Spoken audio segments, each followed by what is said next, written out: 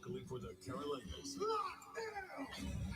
the Rob Brown Show. Get Rob only on the Fan of States. Rico.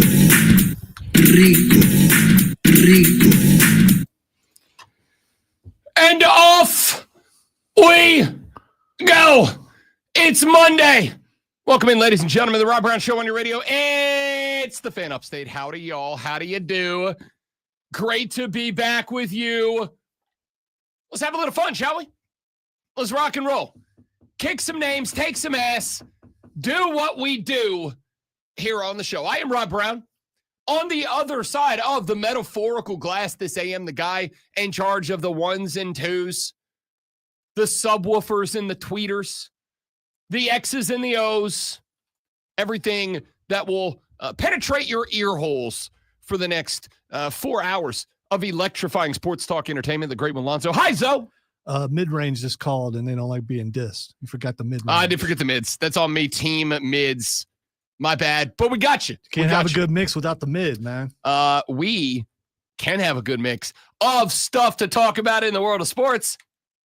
See what I did there? I took the thing that Zoe said, and then I made it a thing about the show. See what I did there? That is because, ladies and gentlemen, I am a broadcasting professional. What a weekend, bro. What a weekend. Hey, I don't know if you know this, but I did the math on this just a moment ago because I was very curious. It is now 6:02 in the morning. James Franklin has made $30 since we started doing this show by not doing anything. When we get to the end of this hour, 57 minutes and some change from now, right now, James Franklin will have made $913 resting his bald head on his unemployed bed. When we get to the end of the broadcasting show, James Franklin will have made about $2,750. And when we get to the end of the day, at midnight this evening, hopefully not the time, but maybe around the time that Game 1 of the National League Championship Series begins, James Franklin will have made $21,917 to not do anything. Guys, why? Okay, Why? How's he buying groceries, man? He's unemployed. That's difficult. It's tough out there in this economy, and I feel for James. I need to know, and I want to be very clear. I've told you guys before that there are, I think, great things and not great things about everybody's life. All right? Great things and bad things about everybody's life. There are things about me that I struggle with. And then there are a lot of things that have gone very well in my life. I was very fortunate to have a loving mother and father who gave me a wonderful opportunity to not have to worry about anything other than go to school, get an education, find your way into the world. I didn't ever have to worry about, will I have something to eat? Will I have a bed to sleep in tonight? Will there be a roof over my head? I was very, very fortunate that I had two parents that busted their ass so I could get away with that. I grew up in a upper middle class neighborhood. I was never in a spot where I had to worry about, am I going to get in trouble? Am I in danger if I go outside? I had the opportunity to go to class where teachers didn't chuck desk at me. I had the opportunity to play sports around the calendar, and I never had to worry, like, will I be able to attend practice? Or will I have to get a job that prevents me from playing out? I never had to worry about that. And I'm very fortunate. But there is one thing that I realized yesterday, one shortcoming that my parents placed upon me, just one, the shortcoming that I will forever and always hold against my mother and father. I'll never forgive them. Is that at no point did they grab me by the collar and say, young man, journalism and broadcasting, no. That's not the future for you. You should get into coaching football. You should get into coaching football because there is a very good chance that down the line, if you are a football coach, you could make $913 an hour to not do it. How good of a job is coaching college football today? This morning, James Franklin will begin making $913 an hour to not be a football coach. Rhonda and Bob, I love you both more than life itself. But I will never forgive you, never, for not grabbing me by the shirt collar and saying, young man, grab a clipboard, start learning which button on a headset to press, and you better start scheming up some counter ISO plays. You better figure it out. You better learn how to be a charismatic recruiter. You better learn how to have relentless optimism, because if you can walk into a major Division I college football program and you can convince them that I am charismatic and fun, if you can walk into that program and you can just draw up a few plays on the whiteboard that says this fits your culture, and if you can go in there and say, I have a relentless and undying optimism about the future of this program and your athletic department, then one day you can live the dream and you can get fired. And I mean, come on. Who wants more than anything else in the world? Who wants more than to be fired? I got to tell you, if I could get on the James Franklin firement plan, buddy, give me like 5 years in college ball and cut me loose. I don't think there's going to be anyone who is ever going to feel better than at the end of the month when James Franklin is sitting on the front end of a yacht down in the Turks and Caicos, and he opens his fund and he looks in it and he says, oh, would you look at that?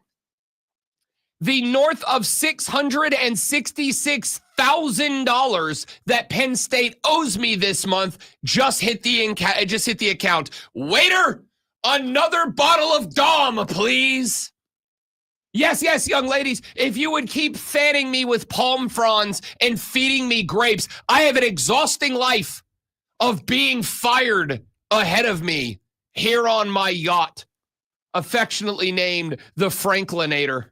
Is this a better deal than a couple baseball players got that are still being paid? I mean, Shohei's in a pretty good spot because that cat's going to be making well north of $1 billion stretch. Bobby Bonilla? It is. Okay. Which Shohei Ohtani has the exact same deal. Does he? Yeah, okay. But his is worth way north of $1 billion until he's like 60 something. Like, yeah, deferred money's great. James Franklin's on that Shohei Ohtani payment plan. And by the way, just to break this down for you, Zoe, I haven't checked the news today. What year is it?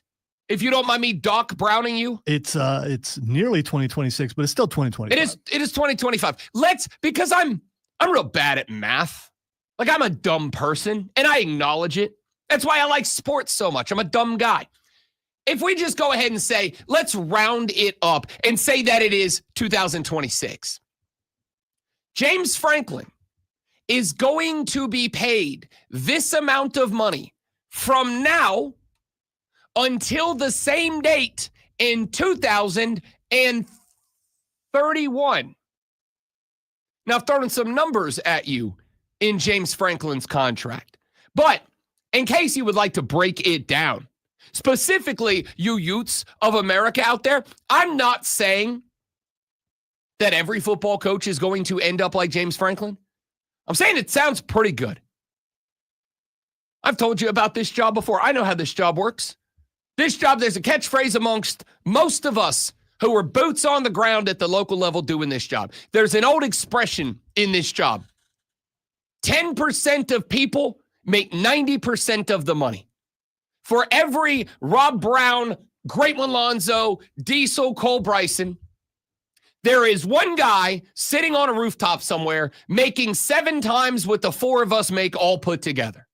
And if you're doing this job, you get into the office and you bust your ass every single day with one goal, which is to become one of those 10% of the people in this industry who make 90% of the money. Coaching is kind of like that. If you get into coaching, you will likely spend a very long time doing coaching jobs that do not pay you all that much. You will have to coach at some middle schools. And as somebody who was in that game for a while, and I don't know if it's true in South Carolina, I do know it is true in Florida.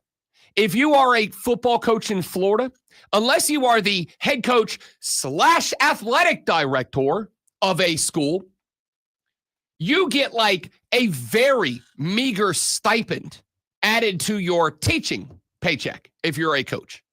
It is not until you get into college ball, and even then, you have to work your way up through some Delta states and Valdosta states, and you'll make better money, but you're not retiring off that Delta state paycheck. And then one day, maybe you get brought up to a position coach at a D1 school. And yeah, now you're starting to make like adult money, but you're also probably, for most people, years into your coaching career. And then it's not until you are one of the 10% who make the 90% that you're getting paid like, oh, I'm going to be able to retire one day money. But if you get to that point, maybe you, Sharon, maybe one day you can be James Franklin. $15 a minute. A minute. I know that there are some of you right now at 6:13 in the morning who are up. You've done hit the gas station, got your coffee, got your protein bar. You're in the truck. You're on the way to work to go make $15 an hour. James Franklin's making that at a minute. What's that break down to, Rob? Glad you asked. When you include all of the benefits, everything stretched out, James Franklin's making $913 per hour. He is making $21,917 per day.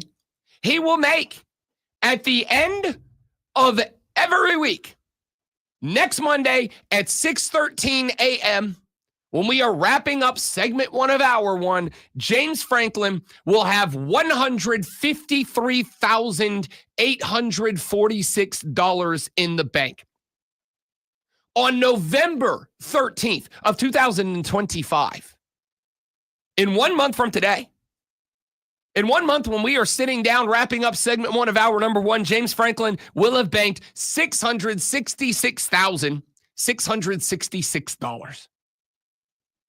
Mom, Dad, why did you not get me into coaching as a youth? If you'd have started me down this path when I was 17 or 18, instead of telling me to like go to college, get a degree in a field that I'm passionate about, work hard, grind, put in effort, learn, try.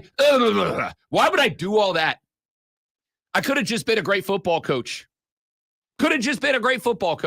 You messed me up, Rhonda. It's not too late. It's never too late. You also could be a football coach. I gotta tell you, I'm 40. I think I'm still in the game. I think I still got a shot. You know, if I get on the horse now and I start riding it, 15 seasons, I'll be Dabo's age. Like I got time. Maybe I get into coaching. You think I got time between now and 55 to pick up a couple of national champions? Actually, let me take that back. James Franklin hasn't done that. You think I got time to develop a solid mix of charisma, aura, and relentless optimism to go coach Penn State one day? I think I should try it. Just do a year or so in a smaller college, move up to some place like Vanderbilt, although you're not going to get that job for a while. And then you can jump to a Big Ten or SEC school, and then you're set. Damn, man. I got into the wrong game. I shouldn't have been talking about football. I should have learned to coach it.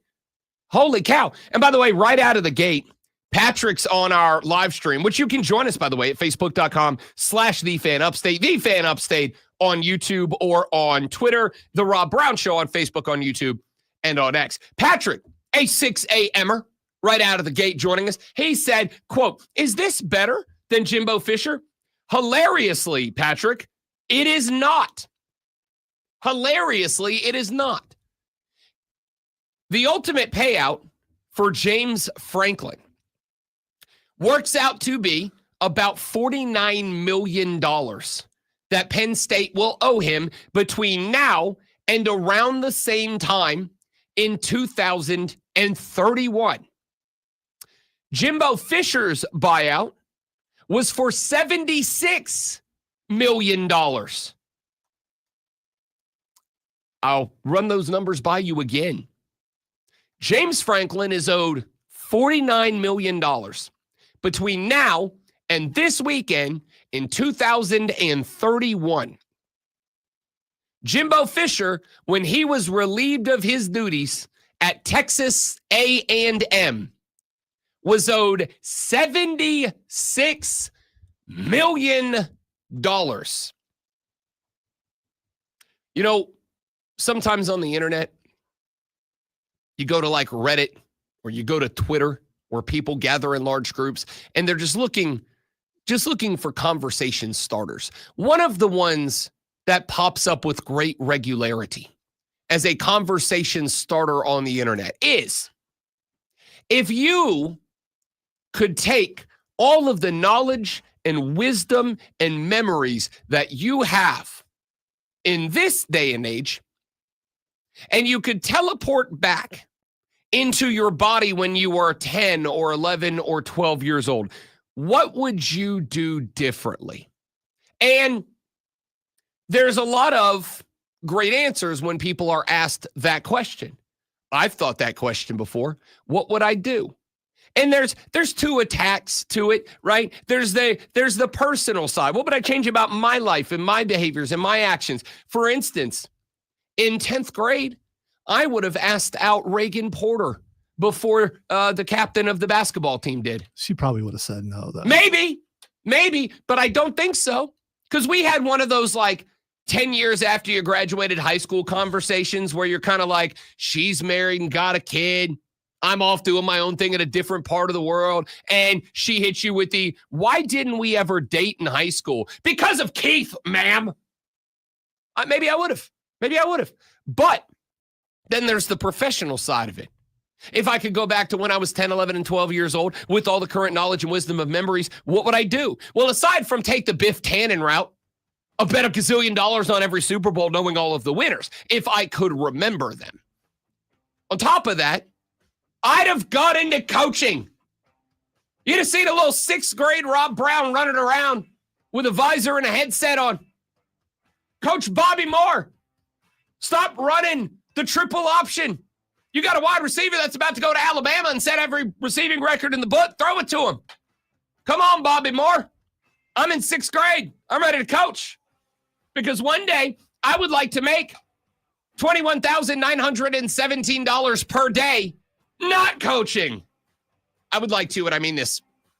I'm sure that James Franklin didn't feel great walking out of the AD's office in Happy Valley yesterday. I'm sure it was not so Happy Valley for James Franklin yesterday, but I am sure when he got home and he grabbed a calculator and he went, all right, let's see. I'm going to tell you this one.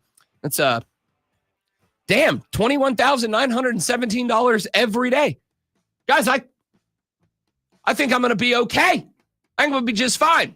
Now, there is actually an interesting and not smart-ass attack to this story. Apparently, there was one primary party, main entity, that pushed for the firing of James Franklin. And it's not a guy or a gal. What is it then, Rob? Worry not. I'm going to tell you in the next segment. He's Lonzo. I'm Rob. We're ready to rock and roll. The foremost electrifying hours in sports talk entertainment starts right now. It is the Rob Brown Show on the Fan Upstate. Let's go. QC. All right, guys, stay right there. Good morning, everybody. We'll be right back. Don't go anywhere.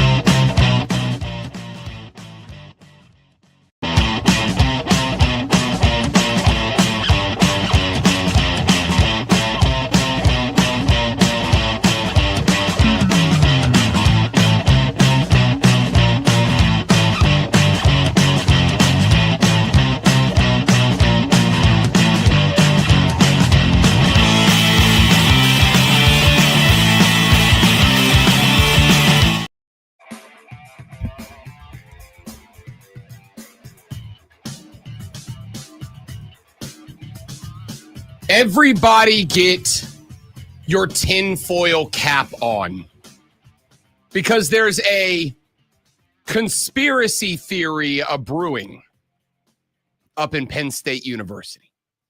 The conspiracy theory is being promoted by a reporter who covers the program. Now, I would like to be very clear. I don't necessarily believe this to be true, but it is an interesting conversation considering how quickly the firing of James Franklin came. The managing editor at West Virginia Sports Now and Pittsburgh Sports Now, who is a national writer that contributes to SiriusXM, a guy by the name of Mike Asti. Mike Asti put up a tweet over the weekend that said he has a source at Penn State. And again, I don't believe this to be true. I'm not saying I do believe it to be false. I just do not believe it to be true. He said that a source at Penn State told him that the firing of James Franklin, which came, of course, after Penn State lost to Northwestern and became the first program since the FCS-FBS split back in 1978 to lose consecutive games in which they were a 20 or more point favorite. Of course, Penn State has lost 3 consecutive. They dropped the game to Oregon 3 weeks ago. Then they lost to previously winless UCLA. Then they lost to hapless Northwestern this weekend. They were favorites of 20 or more in each of the last 2 games. First team since 1978 to do that.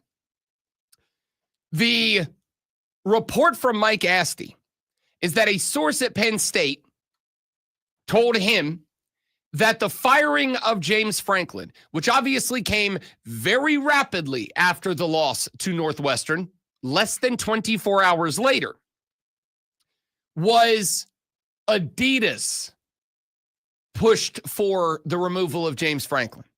That it was Adidas that jumped on board, that they were already iffy on James Franklin maintaining control, but they wanted him out. And Adidas, a big-time sponsor of the program, was ultimately the breaking point here. Now, I do not believe this to be true. Again, I'm not saying it's false. I'm just not saying that I accept it as true. I am still intrigued by the story.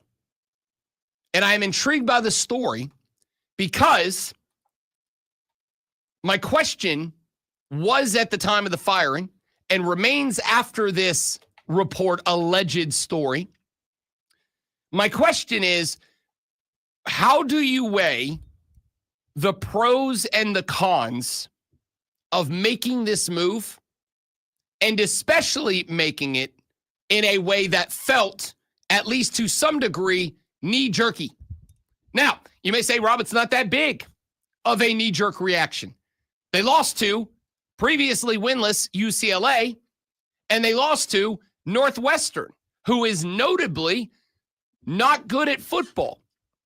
It's not that big of a knee-jerk reaction to say that a team that entered the year as a national championship threat, as a team that entered the year with high aspirations, with what they believe to be a Heisman Trophy candidate at quarterback, and a team that 3 weeks ago was ranked number 3 in the country, to drop back-to-back games in a row to unranked, winless teams, 2 of those games against teams that were 20-point or more underdogs to Penn State, is not a knee-jerk reaction, which, to be honest with you, I agree with that.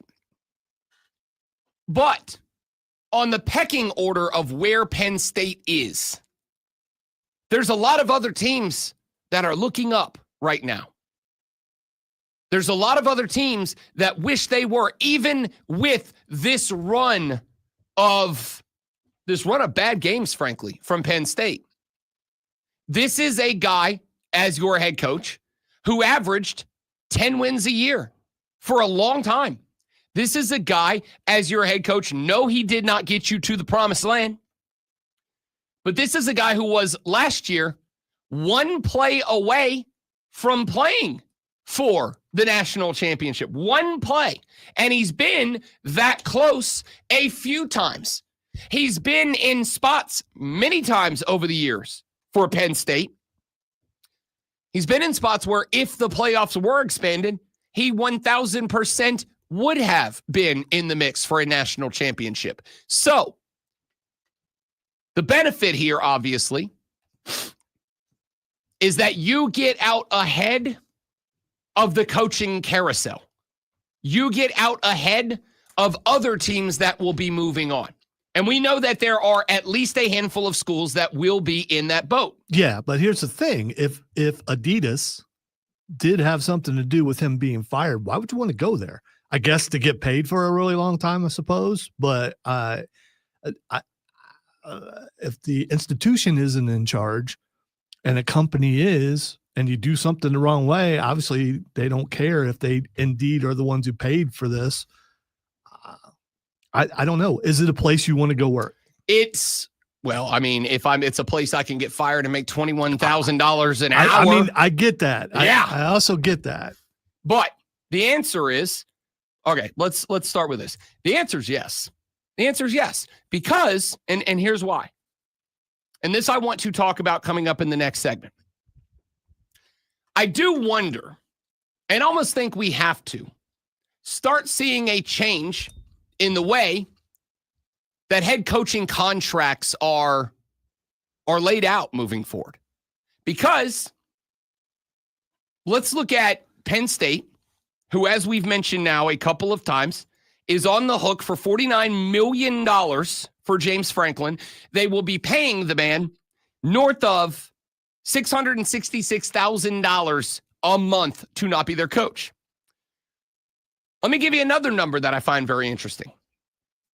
Florida State University lost at home to Pittsburgh this weekend. Remember 3 weeks ago when Florida State was ranked inside the top 10 and everybody was like, oh, damn, maybe this team's bad. Well, Florida State has now lost 8 consecutive games in conference. Florida State has not won an ACC game dating back to over 1 year ago. They are 1-10 in their last 11 games in conference. Florida State fans after this weekend are done with Mike Norvell. Again, I broadcasted in the Florida Panhandle for a very long time. I've got a lot of connections down in Tallahassee, Florida. Florida State fans are done with Mike Norvell. If Florida State was to fire Mike Norvell today, they would owe him more than Penn State owes James Franklin right now. $56 million is the buyout number for Mike Norvell. Florida State, I don't believe, has $56 million to buy out Mike Norvell. They are saddled with Mike Norvell for all of this year, and they are saddled with Mike Norvell, in my professional opinion. They are saddled with Norvell probably next year as well. Now, they can go in there and say we need a bunch of changes. Their defensive coordinator, Tony White, is an absolute joke. He's a joke. So they could go in there and say, Norvell, you're cleaning house. But at the end of the day, they did that last year. They got 3 wins. Now, granted, they are infinitely better than they were last year. That's because last year they were 3 flaming bags of dog poop. This year they're just 1 flaming bag of dog poop. $56 million, more than Penn State owns owns James Franklin. But here's the thing. Had they not given him that buyout, Mike Norvell was being courted by Alabama before they got Kalen DeBoer, remember? The only reason Florida State paid him that much, or at least put that much in the buyout, was to keep Alabama's mitts off of him. And now, what is Florida State saddled with? You're going to be 4-8? You're going to be 3-9 this year? What you going to do? Nothing. You can't afford to do it. So, I would like to talk more about this when we come back, because I've got to ask, is this going to change the way that coaches are handled moving forward? Because if not, I never want to hear another word about NIL. Not again. We'll talk more about that coming back. I'm Rob. He's Lonzo. The Rob Brown Show's on your radio. It's the Fan Upstate. We're friends. All right, guys. Got a bunch right out of the gate. Y'all stay right there. We'll be right back.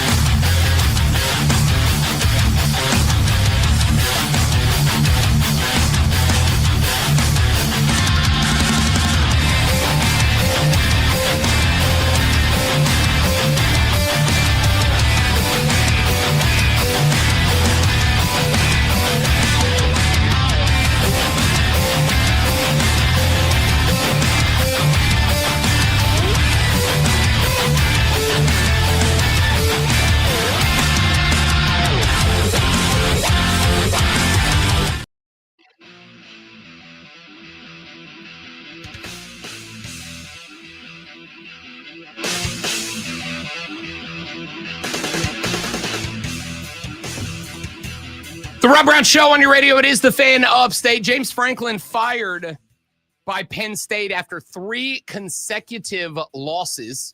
Lost this weekend to Northwestern. That is back-to-back losses to bad football teams. Back-to-back losses to teams over whom Penn State was a 20-plus point favorite. That is a Penn State team that 3 weeks ago was ranked number 3 in the country. That is a Penn State team whose Nittany Lion fans believed they were a national championship contender this year. That is a Penn State team who, and Rob Brown knows ball, Rob Brown bought the crap this year. Absolutely bought the load of crap again this year. Yeah, it doesn't look good for you. Looks real bad for me. I got a lot right. I got a couple wrong. I got this one real wrong. I bought into it. If you're going to do something wrong, I mean, you did it in blaze of glory. Way to go, you. Now, James Franklin, released by Penn State, no longer the head coach of the Happy Valley Nittany Lions any longer.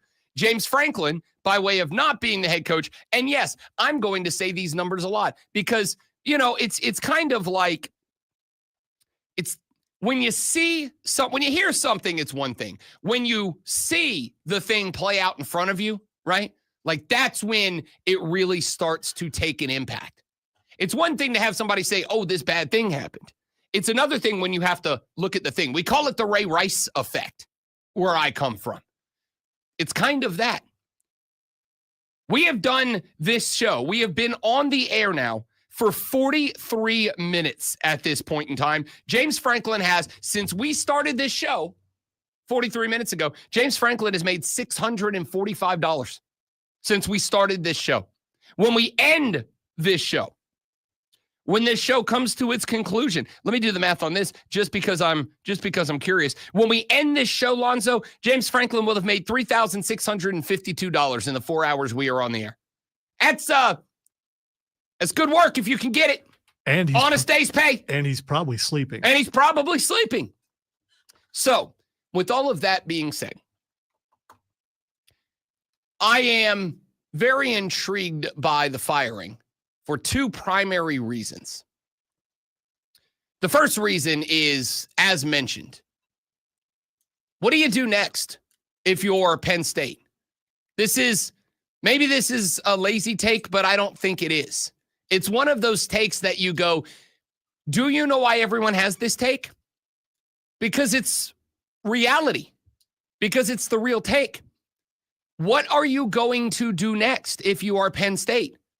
Now, again, if you thought that you were moving on at the end of the year, maybe after the UCLA loss, you looked at this and you were going 0-2 in conference to start in a year where, and I have to imagine that this echoed through the halls of Happy Valley at some point, in a year where Rob Brown picked us to win the Big Ten.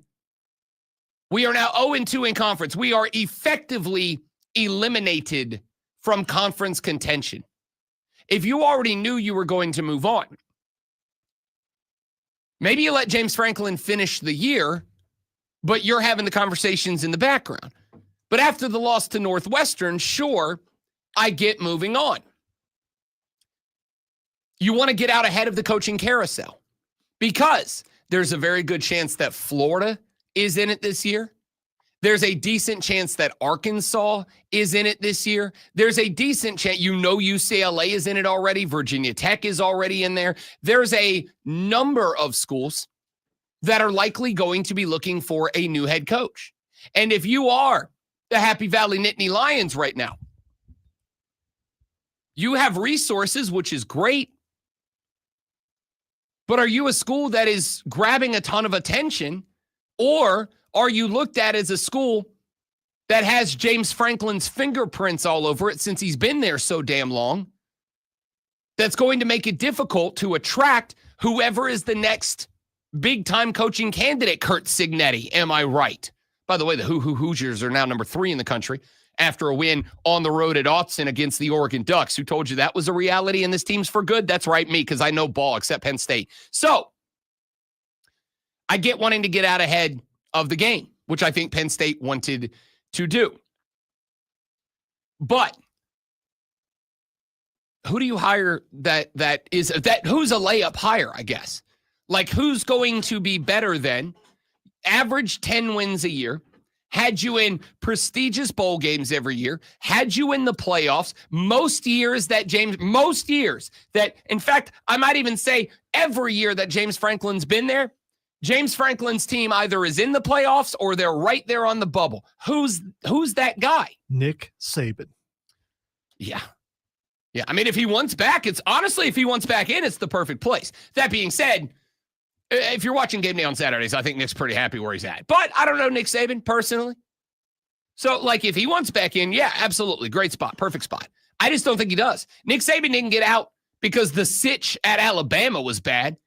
Nick Saban got out because he didn't want to do the transfer portal NIL stuff and be Dabo Swinney.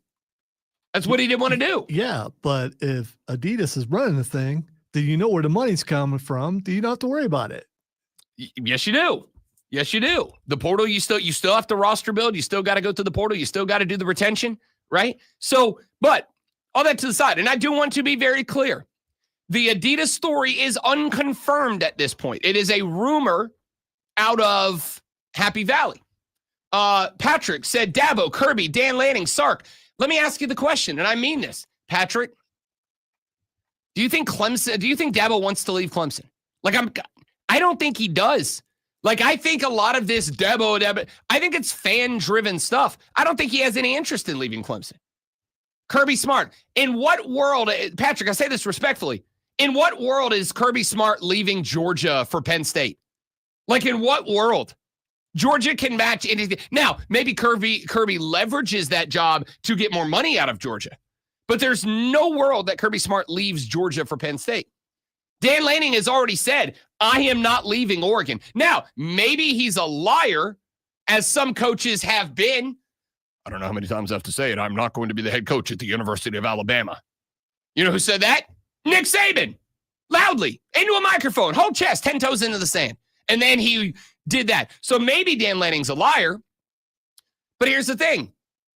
You think Oregon's hurting for cash flow right now?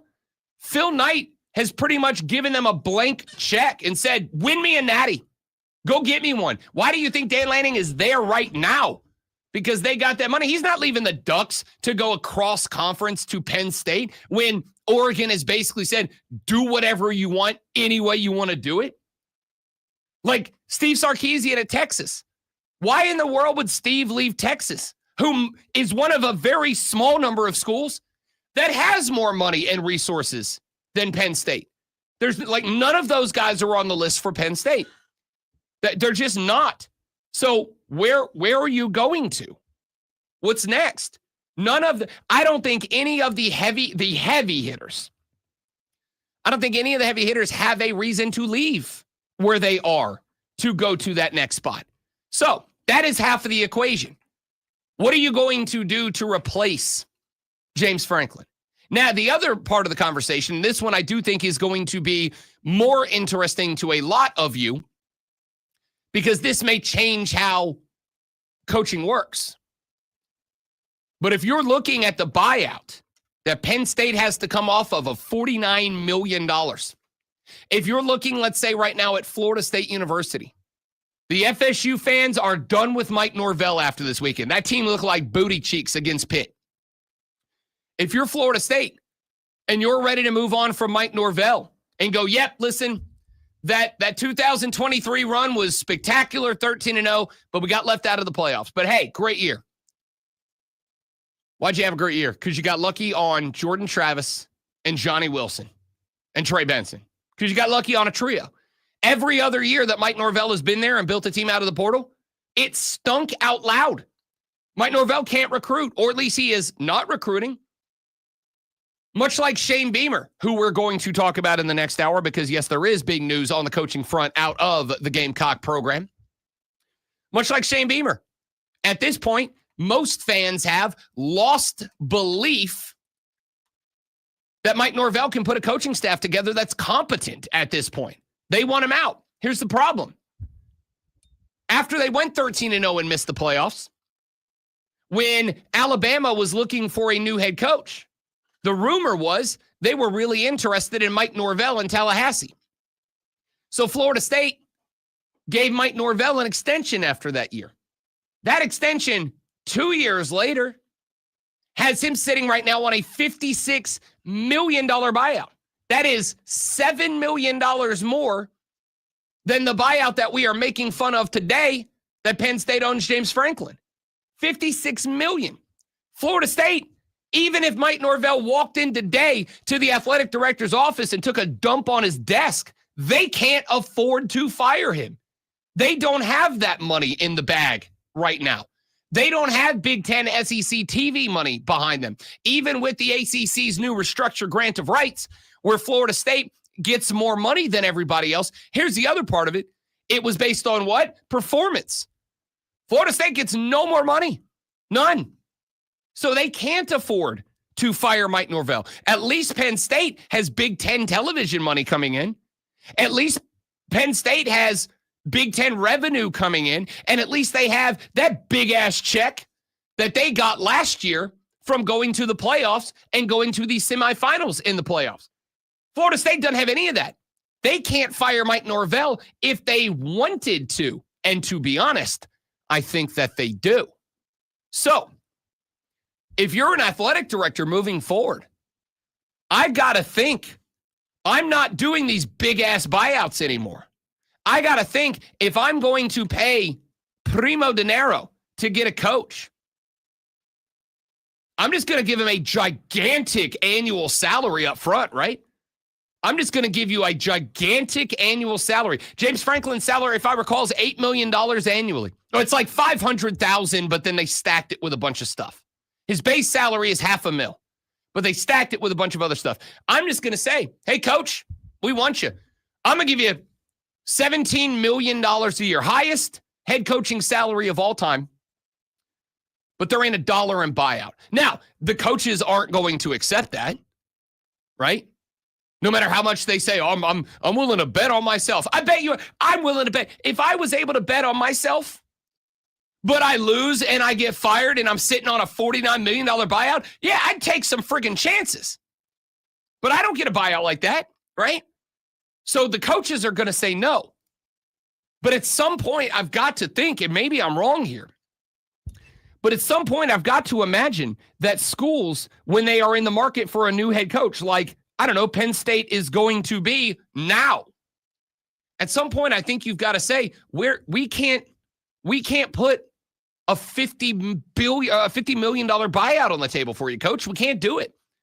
Because if you stink out loud and we have to move on, we're hamstrung for 5-10 years. If Florida State came off $56 million to fire Mike Norvell today, you know what they're doing next year? They're budget coach shopping again. Do you know what budget coach shopping got them? Mike Norvell and Willie Taggart. That's what happened. That's how Florida State got here. Schools have to avoid setting themselves up to budget coach shop, and a $49 or $56 million payout is exactly how TF that happens. Now, if anybody ever deserved a $49 million annual salary, it's Alonzo because of this sports flash. Yeah, I'll take what he makes in one day. Just today, I'm good with that. Bryce Young threw for 3 touchdowns, and Rico Dowdle ran for 183 yards in a 30-27 Panthers win over the Cowboys yesterday. Young completed 17 of his 25 passes with a touchdown pass to Rico Dowdle and 2 to rookie Tedero McMillan. The Panthers are now 3-3 with the Jets up next Sunday. The AP Top 25 is dropped with Ohio State maintaining their grip on number 1. Miami stays at number 2, while the Indiana Hoosiers jump to number 3 ahead of Texas A&M and Ole Miss in the top 5. Alabama, Texas Tech, Oregon, Georgia, and LSU round out the top 10. The Seattle Mariners stole a 3-1 win over the Blue Jays in Game 1 in Toronto to take a 1-0 series lead in the AL Championship Series. Bryce Miller threw 6 innings, allowing just 2 hits and 1 run, while the Mariners offense generated 7 hits, including the Cal Raleigh homer in the 6th. Game 2 is today at 5 p.m.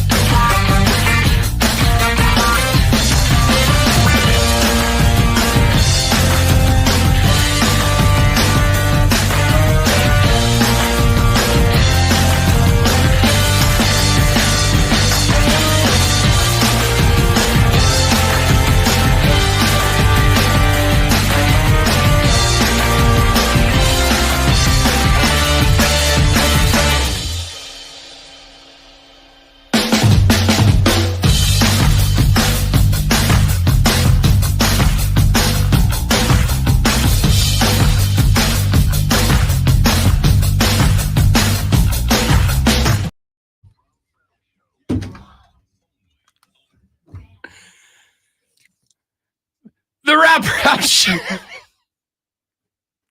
You all right? Seem to be having some sort of spasm.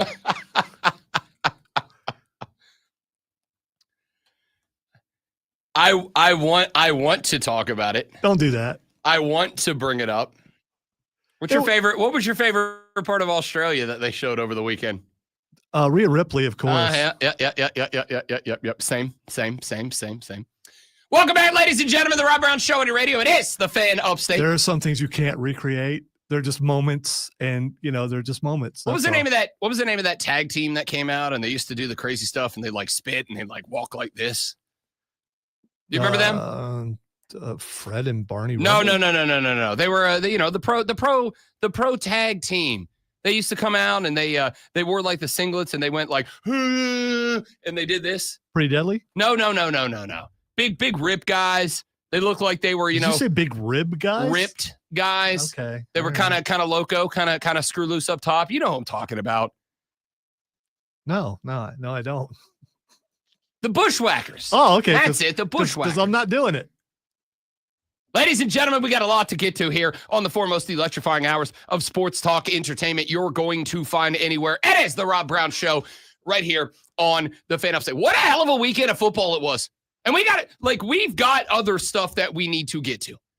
Hockey is underway. The NHL has gotten started. Carolina starts 1-1 on the season. What I really liked out of game one, I didn't see really a lot of out of game two for the Canes. We're going to talk about that because, yes, we will track the Carolina Hurricanes, as I very much think that they are Eastern Conference frontrunners this year. We're going to get to that. We've got the NBA as we are inching ever closer to opening tip in the NBA regular season. Preseason now hot and heavy this year. We're going to get to that. We got Team USA men's soccer in another friendly this weekend, a 1-1 draw with Ecuador in a friendly, which I have a couple of things I really liked and a couple of things I absolutely despised out of Team USA footy. We're going to get to that. Obviously, baseball. ALCS game numero uno last night. The Seattle Mariners on the road in Toronto steal game one away from the Jays. Managerial decisions driving me gnarly. Kevin Gossman was absolutely spitting for the Jays last night, and they yank him after 76 pitches. I like very much what the Jays have done this year, and I really like what they have been doing with their pitching staff, but sometimes people overthink it, man. This is another excellent illustration of why would you change what's working when it's working? Oh, we wanted a matchup. The guy's seen this matchup 3 times. He's got the Cat 0-3. Like, go with what's working, man. We're going to get to that. Tonight, not just game 2 of the ALCS, but we get the NLCS underway. Los Angeles, California IA on the road to take on the Brew Crew in Milwaukee. Jacked about this one because it's the Dodger offense that has been electric in this postseason, with the exception of that last game, but we'll come to that later, versus a Milwaukee pitching staff, which has been aces. I can't wait. We're going to get some baseball here on the show, but it's football season, my dudes and my dudettes, and it was a massive football weekend. So with that being said, and with the fact that you now have less than 56 minutes until you've got to be in the office, and you've got to start killing some time between here and a little Monday night football with the Atlanta Falcons playing tonight. You got to kill a little time. That's what we're here for. And that's why we, at 7 o'clock in the morning, every day, do this. Are you ready for the playbook of the peculiar, the almanac of the absurd, and the encyclopedia of the extraordinary? Well, you better be, because we're diving headfirst into the 3 top stories that will have your coworkers say, "These are going to hurt you, sir." They take their first bathroom break. No. Here we go. Welcome to the water cooler cheat sheet on the Fan Upstate. It is the Water Cooler Cheat Sheet, the top 3 sports stories you need to know before you get to the office and start talking sports with your coworkers or your manager, your supervisor, your boss, that guy who hangs around on the front porch that you don't really know if he works there or not, but he's cool and he likes to talk football with you. Whoever you're going to talk sports with, this is what you are going to be talking about. Let us begin with item number 1. As we say about once a week or so, ordinarily, individual games do not make it onto the water cooler cheat sheet, but sometimes they do. When they stand out, they do. Like a 30-27 walk-off win yesterday by the Carolina Panthers, who click-clack defend that house. The Dallas Cowboys come to the bank with high hopes, and they walk away with the low score. Well, between these two teams. 30-27 is your final. Bryce Young, a trio of tutties yesterday. 17 of 25 for 199. 3 touchdowns, 1 pick, a quarterback rating highest of his career to date, 114.8. By the way, if you want to be entertained, go look at Cole Bryson's social media. Oh, you know what? I kind of want to stop the show just for that. Kind of want to watch. What a conflicted spot he must have been in yesterday. Oh, he was not conflicted at all. Fair enough. Part of the reason why was because, and it turns out, grab the bite, Lonzo, because how do we talk about anybody but Rico? By the way, I want to point out that they did that in a package too. As they should. I mean, they heard me They heard me do it first and went, that's an award-winning producer / co-host, / executive / everything. All those things. And he did that, even though Rob has still never heard the entire song. 30 carries, 183 yards, 4 receptions, 56 yards and a tutty, 230 plus. Tired. Yeah, he ran 237 freaking yards. And they still handed it to him in the fourth quarter. He's like, okay, let me go ahead and get another 8 yards. Why not? Rico Dowdle, taking on his former team, had a lot of yards and a touchdown yesterday. The other two, Tetaroa McMillan, 3 snags, 29 yards, found the end zone twice. It took 26 catches for Tet McMillan to score his first NFL touchdown. He thought, that's so nice, I'll do it twice. Got himself another one in this one. Look, this is what we were looking for. This is what this team is. But now, yes, exactly what we've been looking for. But now there might be a little bit of a controversy. We'll see. I don't think there's a controversy at all. It's Rico's job. We'll see. It's Rico's job. We'll see. Will they put Chuba back in there? I don't know. I mean, yes, as Rico's backup. 1,000%. I'll tell you when Chuba Hubbard gets to play now. And I'm sorry, I know you don't want it. Nobody loses their job due to injury. Mm-hmm. Yeah, you do. Mm-hmm. Yeah, you do. If the next guy steps in and runs for 183 yards, it's his job now. You didn't do that. But here's the thing. I just want to point this out. He did that last year for Dallas, and he came into Carolina, and they automatically put him as a backup, which means they knew he had those capabilities, but they didn't want to put him ahead of Chuba Hubbard. So I think there could be a problem. I cannot imagine a world where this is a problem. Now, I do want to point out, because you are absolutely right about that take, especially for a guy who was very close to 1,000-yard back. He has been injury prone his entire career, dating back to the University of South Carolina. So I would assume that what you did not want to do is create a world where you overextended Rico Dowdle. Hey, I need you as kind of an every down guy, not every down guy, but an every role guy. I need you to be a power back, a scat back. I need you to be a blocking back. I need you to be a pass catching back. I need you to do everything. And in order to allow you to do everything, I'm going to use you sparingly here and there and all of the things. But the dude yesterday, in life, when you get the chance, show out, remind them who you are. That's what he did yesterday. The dude yesterday touched the ball 34 times. And yeah, he was gassed at the end because, again, you go outside and run 239 yards and see what happens. Of course he was gassed. He looked gassed. You're not wrong. But he was gassed because he ran the rock 30 times. I do not see a world. Let me put it this way. If Chuba Hubbard returns as RB1, that is coaching malpractice by Dave Canales. If anybody not named Rico Dowdle at any point has his name called by the bank PA announcer and starting at running back, if that is followed by anything other than Rico Dowdle, that's coaching malpractice. That will lose me faster than any bad press conference that Dave Canales has ever done. The Carolina Panthers look excelente behind Rico Dowdle yesterday. They send Cowboys back to the Big D, and I do mean Dallas, with a 30-27 L. Let's get to item numero dos. The Major League Baseball postseason rolls on now in the championship series round of the playoffs, and it is the Seattle Mariners who get the ALCS Game 1 dub. They do it on the road at the one-seeded Toronto Blue Jays. Seattle now with a 1-0 series win after, or 1-0 series lead after a 3-1 Game 1 win. Bryce Miller, 6 innings, allowed just 2 hits and 1 run. Cade, 3, a lot of small ball being played. The only hit he gave up was a George Springer dong in the very first inning of play. It put the Jays up 1-0, but then we got bottom 6. And wouldn't you know it, Cal, let's go win the whole thing.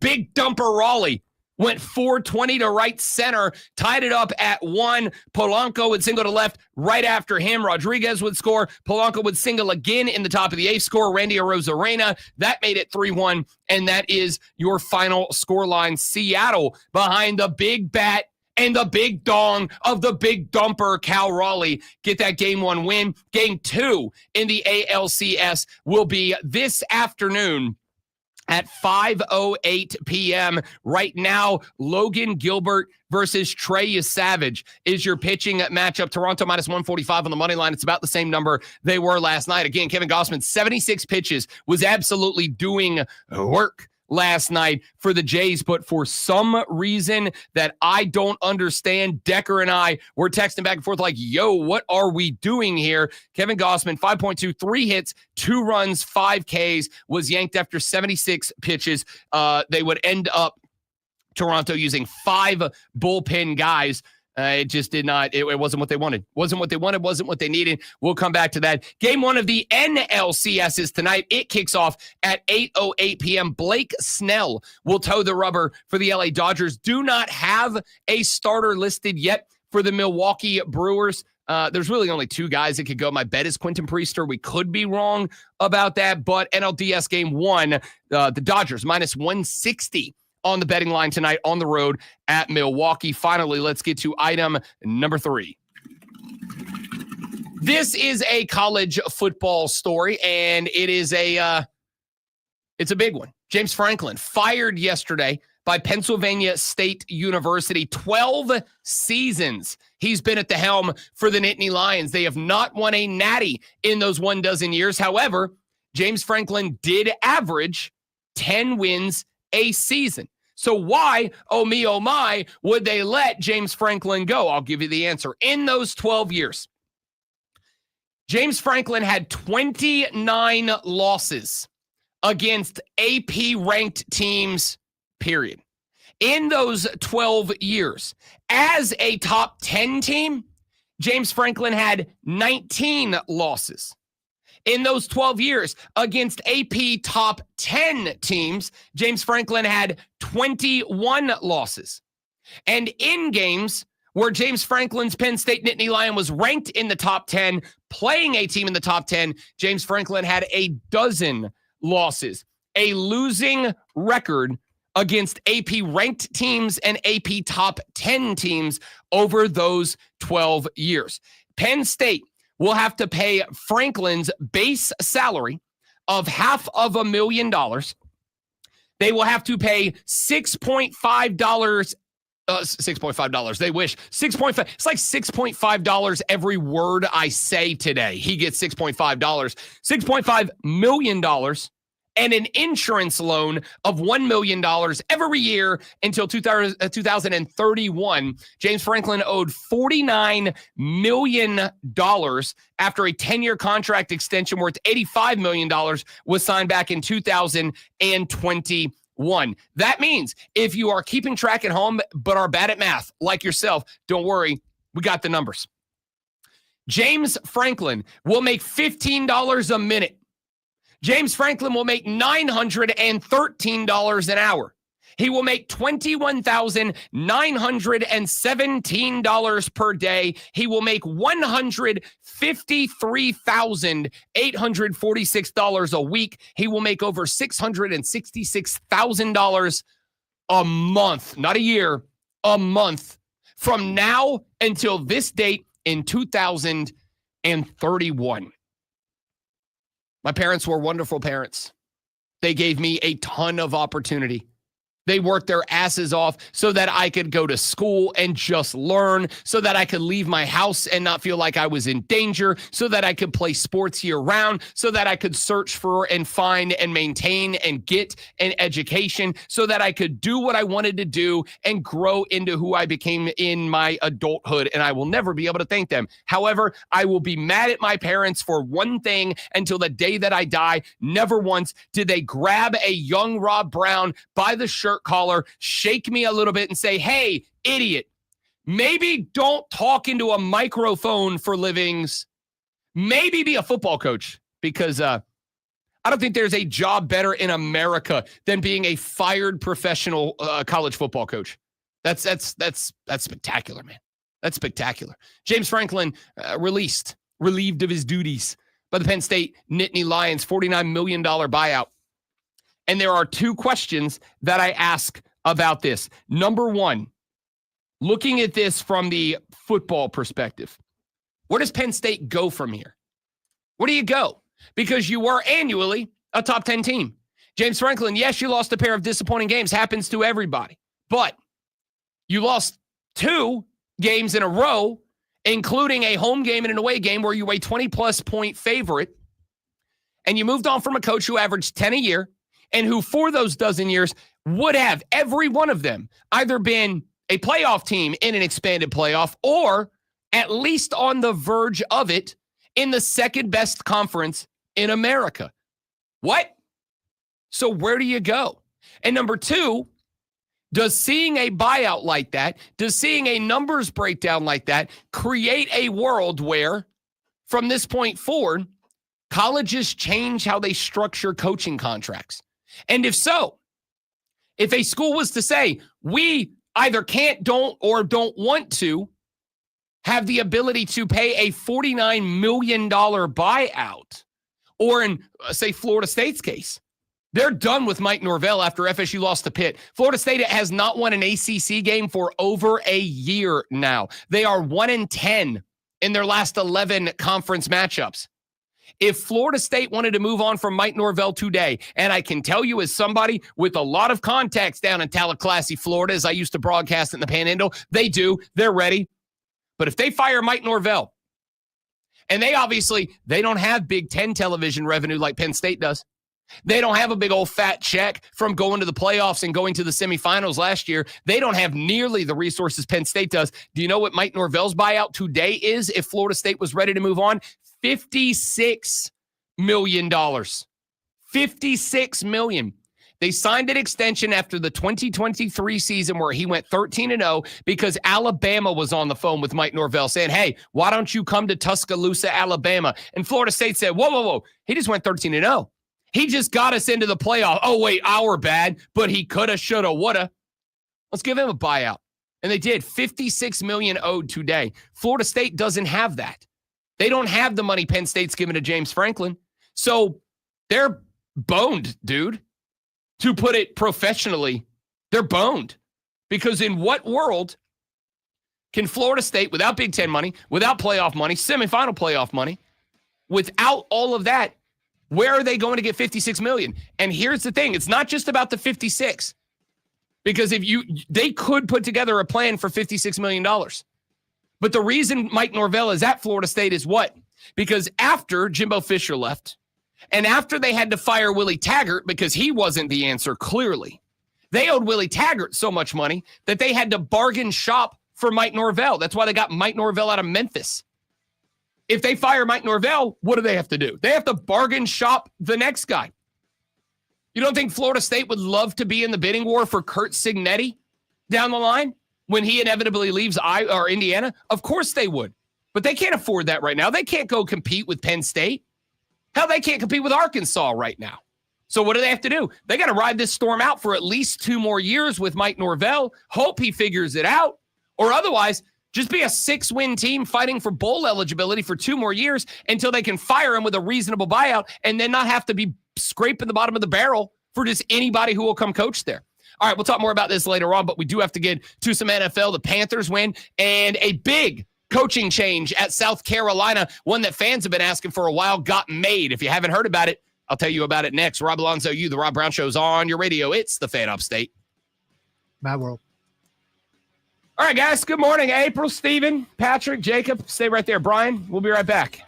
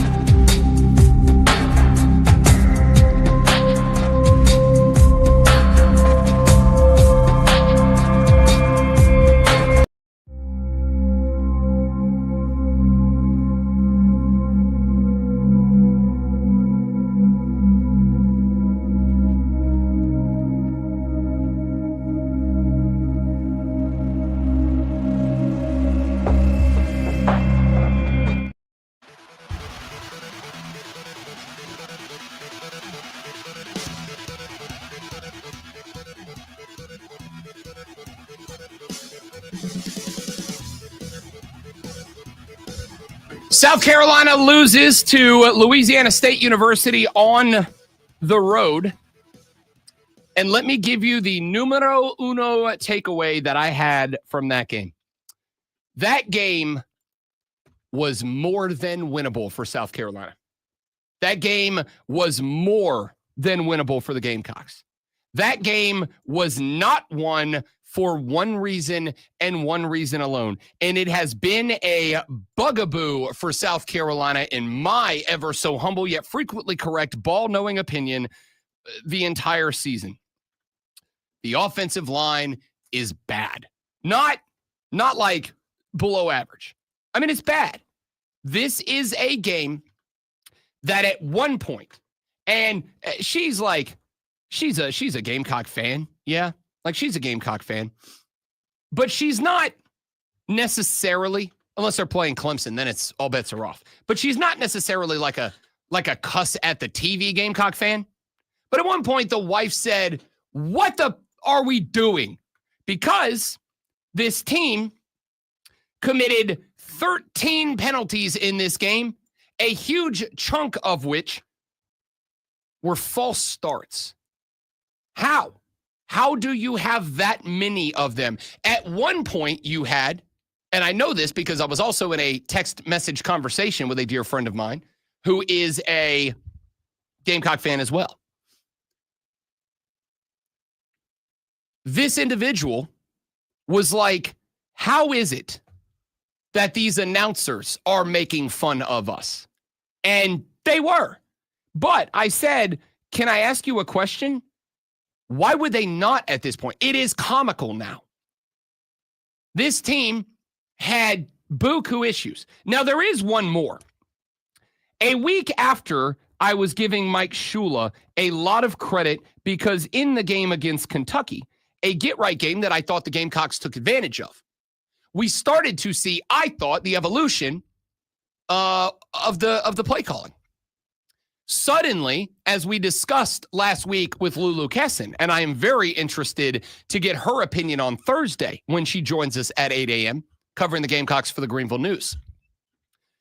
We both said, you know, one of the things that was a positive out of the Kentucky game, of which there were a few, was the fact that you started to see the offense, I thought, take advantage of Lenore Sellers as a runner, not a running for his life-er.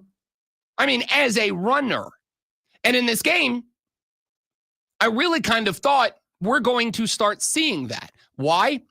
Because you've got to understand that this LSU defense, while it's maybe not the best in the country, is a pretty good defense, which means that you've got to get Lenore Sellers into space.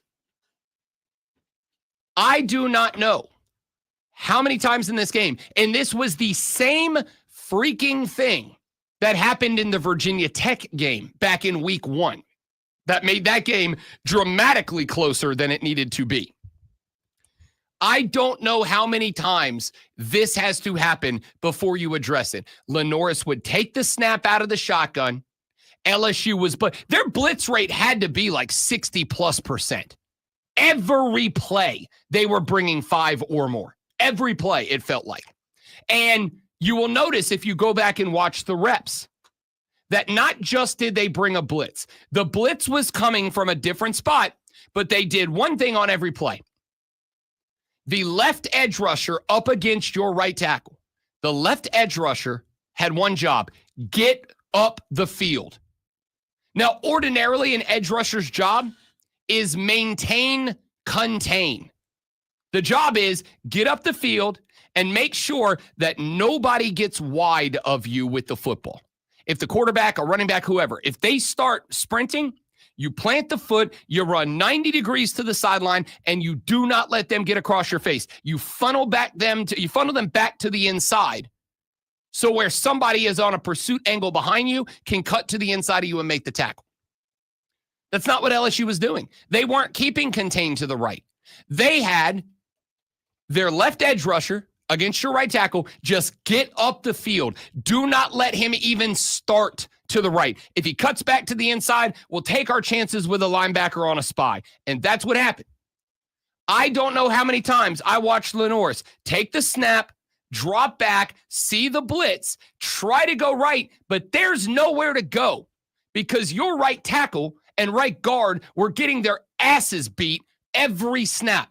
Now, that's a big challenge they've been asked to go through there. That's a good LSU linebacker and front seven. But there's ways to handle that. You guys know that for years, I have been a hater of throwing the screen just to have a screen in. There are too many coaches that use the screen just to throw a screen, just so they can say they have a screen in the bag. The screen is a tool, but it's a tool to be used in a certain circumstance. It's not just to do it. A screen is what you utilize when a defense is being over-aggressive, when they are over-attacking, when the pass rush is killing you. You throw a screen, you dump it over their head. At no point, and even when you did throw the screen, you were throwing it to the left. Throw it to the right where they are killing you. Make the edge rusher, make the linebacker say, all right, I've got to stay back. I can't just full throttle afterburner up the field. I got to play honest here because they dumped one to face on over my head and he killed us. There were a few screens there, but they kept going left. I don't understand what this was. So that is why it was unsurprising yesterday to find out that South Carolina has fired offensive line coach Lonnie Teasley. No longer with the program. Shane Beamer fired Teasley yesterday after a 3-3 start. A huge chunk of which, in my ever so humble opinion, was because the offensive line was just not good. That'll do it. That'll take care of it. Yeah. No, listen, it's not going to take care of it. But to say it doesn't address the problem is just wrong. That is a huge chunk of the problem. It does point out that they know what the problem is by doing that. But why didn't they realize that a little bit earlier? It's not. I'll tell you why. And this is going to be the heat on Shane Beamer. Because the primary accusation about Shane Beamer or of Shane Beamer that I've seen out of Gamecock fans, and I agree with it, is that he's too loyal. He's too loyal to coaches. This has been a Dabo Swinney criticism for a very long time. In fact, Clemson fans, I would make the argument right now, Clemson fans believe that is the reason that Clemson is out of the mix for a national championship because Dabo has been too loyal to too many Clemson guys and has not made the changes to the staff that are overdue to have them where they need to be. And now that same accusation is pointed at Shane Beamer, and frankly, I think justifiably so. This is a move that, you're right, needed to be made. It does show that they understood or at least found out or at least stumbled on or whatever. One of, if not the primary problem. The primary problem. A texter just described the offensive line play as, and I quote, ass booty cheeks. Yes, you could have, and I dare say should have, won this football game against LSU on the road. But you kept shooting yourself in the foot with bad offensive line play. You never once responded to what LSU was doing on defense. You kept running the same plays into the same spots on the defense. Like, what are you doing? And you ready for the hot take? If I am in Lenoris Sellers' circle right now, I'm telling him shut it down for the year. Stop playing. You are a first-round NFL draft pick. But if you keep playing behind this offensive line and this firing doesn't dramatically change the offensive line as a whole, brother, you are going to get season injured and watch that draft stock tank. It's got to be a red flag if you shut it down. Why? Why? It's because you're quitting. Yes. If you're asking me to play behind that offensive line, you're damn right I am. Because you know what's not? You know what I can't take back? A snapped ACL. I can't take that back. I can't take back if I got D lineman beating my ass 8 out of every 10 snaps. I can't do it. If I am in Lenoris' camp, I am telling him today, shut it down.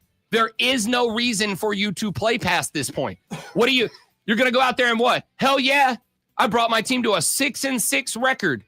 No, like your draft stock is going down and it's not because of you. Lenoris is fine. The guy's just running for his effing life every time he takes a shotgun snap. Shut it down. Like, that's where I'm at. I don't want him to, but if I was in his ear, I'd tell him to. Back after this, Rob Alonso, the Rob Brown Show's on the radio. It is the Fan Upstate. I just read an article about the fight after the Chiefs-Detroit game. What was that guy doing? And they used brouhaha and fracas. Two really good ones. In the story. I am so happy that Two I really read good ones. that. Yes. I'm a big fan of a brouhaha. Yes. And I would also call it a good old-fashioned Donnybrook. Yes. And no slobber knockers in there, though. And slobber knocker, I think it's got to be like a sustained fight, right? Like, I think you got to have a couple of good shots. There was a dude in there who had no equipment on, and I don't know who that was. Well, I thought for a second that Juju was going to be catching the smoke this morning, not for being involved in the fight. He got hit in the face. Yeah, I'd hit a guy back too. I thought, and I guess he was adjusting his helmet because he took a shot to it. I thought he was taking it off. And I was a bit like, Juju, no. Juju, that man is still wearing his. Don't go into a fight with a man in a helmet not wearing a helmet.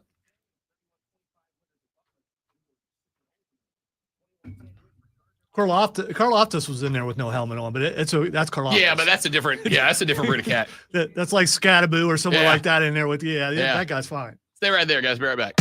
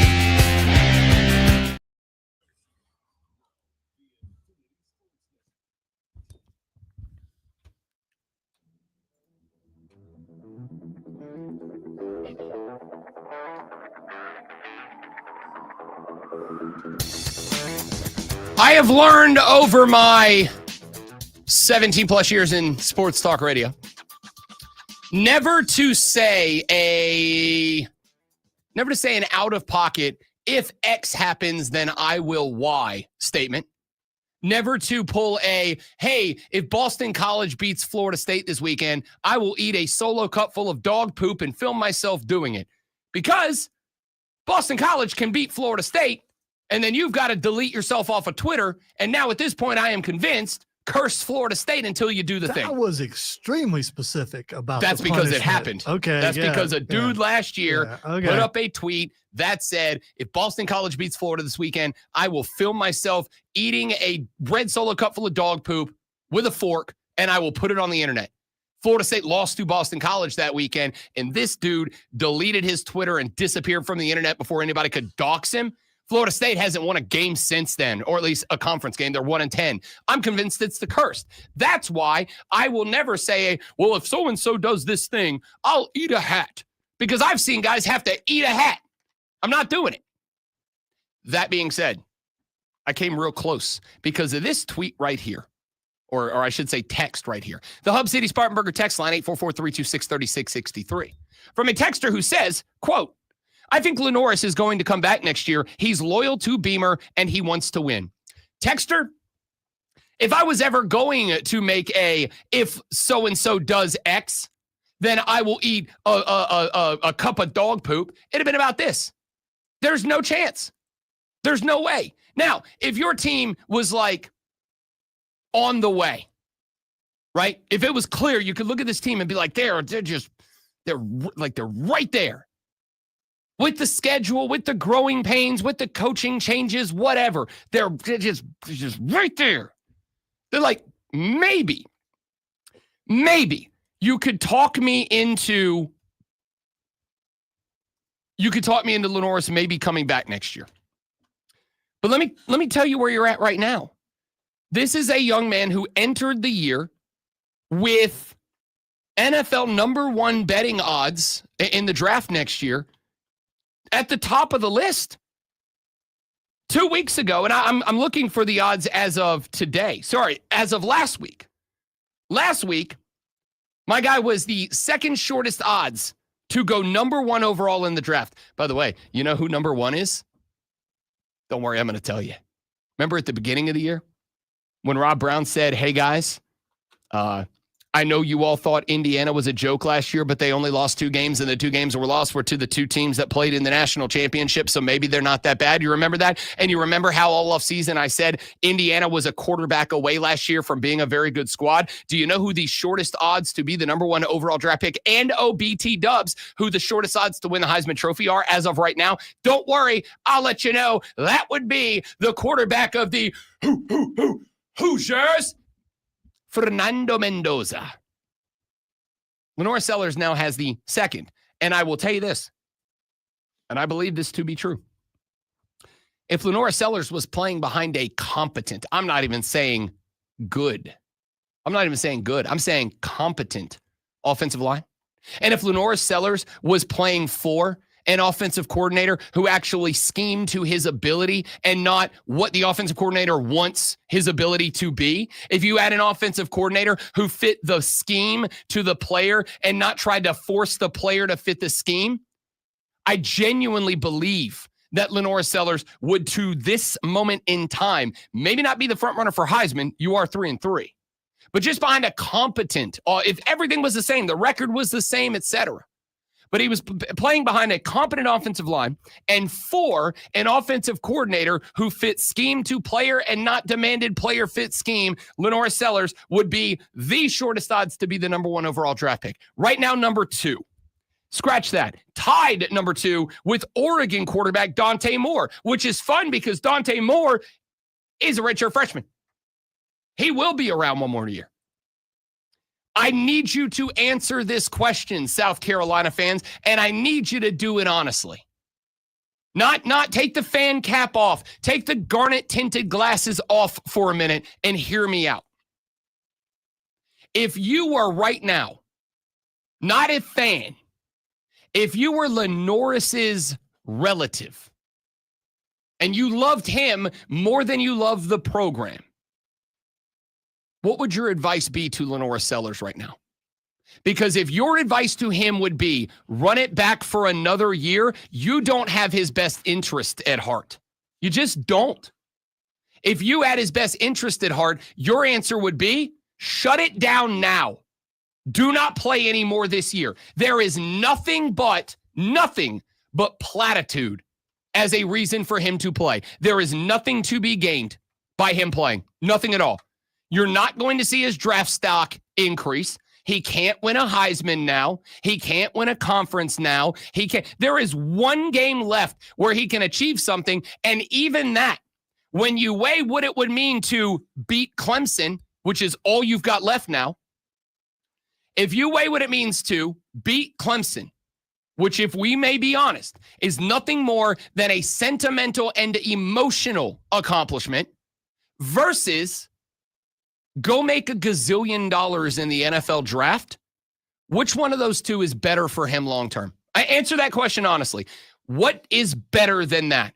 Because and Lonzo's shaking his head, I really want to hear what you have to say here. What is the rationale other than, well, don't be called a quitter? All right, cool. I don't care what you call me if I'm making a $20 million NFL check next year, other than don't be called a quitter by guys that you don't care about. What's the rationale for him to continue to go out there and put his ass on the line behind that offensive line and that play calling? I don't have it. There's several things from a player's perspective. You're turning your back on your brother, saying, sorry, guys, I'm done. I know I committed, but I just, it's about you. I know you understand. It's about the money. It's not about money anymore. It's not. That's what NIL has taken care of. And that's the other thing. If he shuts it down, and if his NIL people, partners, whatever, look at him and go, why are we paying him for? He's not working, so he loses money that way. There was back in the day before NIL, then you are saving yourself for money that is coming eventually. But right now he's getting paid. I don't know how much he's getting paid, but I'm sure he's getting paid a lot, and he's getting paid because he's out there playing. And I think it's one thing to go, I'm not playing in a bowl game. It's something totally different to go, you know what? We still got half the season left, but I'm not doing it. Mm-hmm. I mean, if I'm an NFL coach, GM, whatever, I'm not touching that guy. Yeah, which is exactly why Cam Ward, who did that, is only making 10 point some odd $1 million a year guaranteed for 4 years. And I do technically know at least close to what Lenora Sellers is making in NIL right now. It's $3.7 million. 3.7. Cam Ward, drafted number 1, 4-year, fully guaranteed $48.7 million, including a $32.1 million signing bonus and a 5th-year team option. So he's making north of 3 times what Lenora Sellers is making, despite the quitter label he received. Outside of small personal attacks, which we both do to each other on occasion, this is the most bothered I've been by you. Why? In all this time, because this take bothers me. Why? It's just because I'm not a quitter, and I don't think he is either. And I don't get the rationale. I don't get any of this. You don't quit on your team. You don't shut it down just because things aren't going your way. I think that is a very easy thing to say when you don't have north of $7 million riding on the line. And maybe money's not everything to you. Maybe not being called a quitter is more important to you than the money. You just pointed out that he's already a millionaire. Correct. So I mean, do you not think there's a difference between 3 years, $3.5 million and $48.5 million? Because I got to tell you, I could get a little more done with 40. I'd be perfectly happy with 3, but I could get a lot done with $48 million. I just don't. The thought would never pop into my head. And I just don't get it. And I don't think anybody else is going to agree with you. You don't think anybody else, except I don't think anybody nobody else is going to say, yeah, I would take 3.5 over 48. I don't think it. I mean, you can try to spin it. That's not a spin. That's what you're saying. You are asking him to quit. Yes. For the rest of the season. Yes. Wow. For $45+ million. Yes, I am. Yes, I am. I'll tell you right now. I've done this before, and I'll do it again. I'll make it about me. I love this place. I bust my ass for this place. I love this station. I love the people I work with. I love you. I love our boss. I love our afternoon colleagues. It is the first place, and I can say this with genuine sincerity, it is the first place I have ever broadcasted that I have no complaints about. None. I love every one of you. But if right now, my phone rings and somebody goes, hey, Rob Brown, we'd love for you to come to Big City X, and we would like to pay you $1 million a year to host our radio show. I will be off the air and packing that office up now. Now, I'm gone. In fact, I won't even pack the office up. Y'all can keep my stuff. I got to go. It is like, I get it. I get what you're saying, but your argument for him, I'll take the Captain America shield. It's pretty dope. The pirate flags. It turns out, I could afford another one. In fact, you can have the plastic one. I'm buying a real one from the movie. That's the money I'm leaving for. That's kind of the same thing here. Like the take here is on your side, it's don't have Lonzo call me a quitter. And on my side, it's $45 million. I got to tell you, if you put a $45 million paycheck on my name, you can call me whatever you want. I'm never going to hear it because I'm going to be living on a beach in Turks and Caicos with James Franklin. We're going to be fine. By the way, you might, and I'm sure he's probably fun on the beach. No way Lenore Sellers would ever even think of doing that. He's not that guy. I mean, I don't know him personally, so I can't say no. I can tell you right now, I don't think, I could be wrong. I don't think anybody's ever called me a quitter before. I've never quit a job.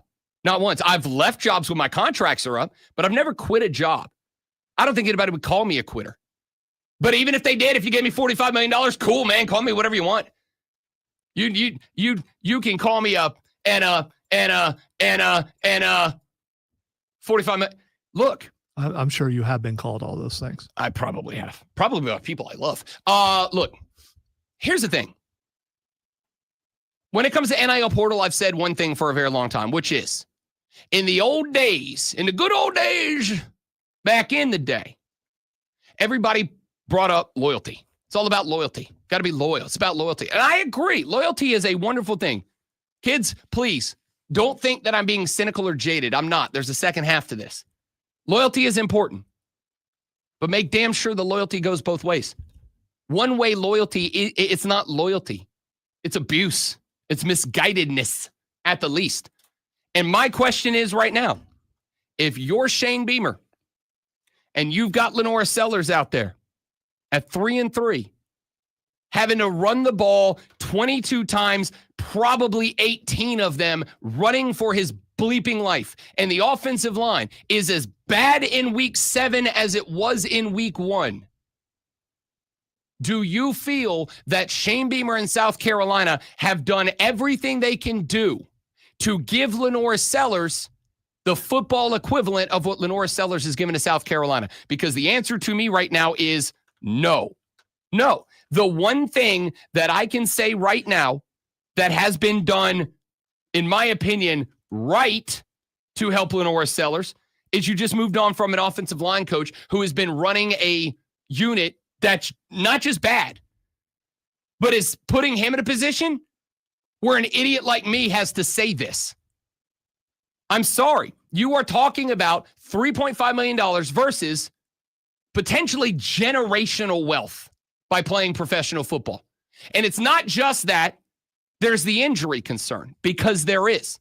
The injury concern is real. If you watch this game on Saturday night, you know as well as I do. Lenore Sellers is, what do you think if LSU's defense did that? What do you think Oklahoma's defense is going to do? Texas got out of the Red River Shootout for one reason and one reason alone. It's because their offensive line is exponentially better than Lenore Sellers. I didn't Texas just whoop them? They did, because Arch, for all of the issues we have with Arch, the difference between Arch and Lenore's, two quarterbacks who have, if we're being honest, not lived up to the preseason hype. I don't think that's a hate take. I think it's real. You know what the difference is between the two? Lenore's can't. Arch didn't. Arch is behind an offensive line that's not giving many excuses for why he looked that bad. Lenore Sellers is running for his gosh dang life every time he takes a snap out of the shotgun. If I'm in his ear, I'm saying, buddy, you're injured. Your hamstring's tweaked. You're Lamar'd right now. You're done for at least a few weeks, and we'll check in later in the season to see if you want to come back for the walk-off game and then for Clemson. We'll see. But right now, your shoulder's a little messed up, isn't it, Lenore's? I don't think you can go this Saturday, do you? Wow. Not behind that offensive line, because you got $45 million plus of guaranteed contract your way if you're healthy when April rolls around. And the way this offensive line's playing, I don't think you will be. All right, we'll talk more about this coming up. Speaking of not quitting, Lonzo can't for at least 60 seconds because he's got to do a sports flash. And I won't. I don't want to talk about this anymore, but I guess we are. Bryce Young threw for 3 touchdowns, and Rico Dowdle ran for 183 yards and 30-27 Panthers win over the Cowboys. Young completed 17 of his 25 passes with a touchdown pass to Rico Dowdle and 2 to rookie Tedero McMillan. The Panthers are now 3-3 with the Jets up next Sunday. Kansas City defeated Detroit last night 30-17. Patrick Mahomes went 22 of 30 for 257 yards and 3 TDs. The brawl after the game was probably a draw. I don't know who actually won that. The AP Top 25 is dropped with Ohio State maintaining their grip on the number 1 spot. Miami stays at number 2, while the Indiana Hoosiers jump to 3 ahead of Texas A&M and Ole Miss in the top 5. Alabama, Texas Tech, Oregon, Georgia, and LSU round out the top 10. Hour number 3 of the Rob Brown Show coming up next.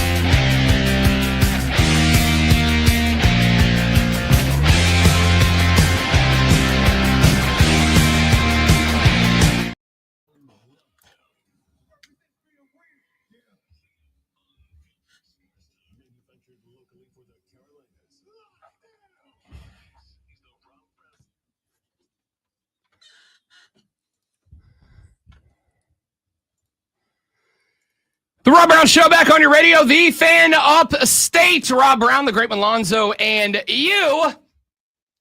844-326-3663. 844-FANFONE.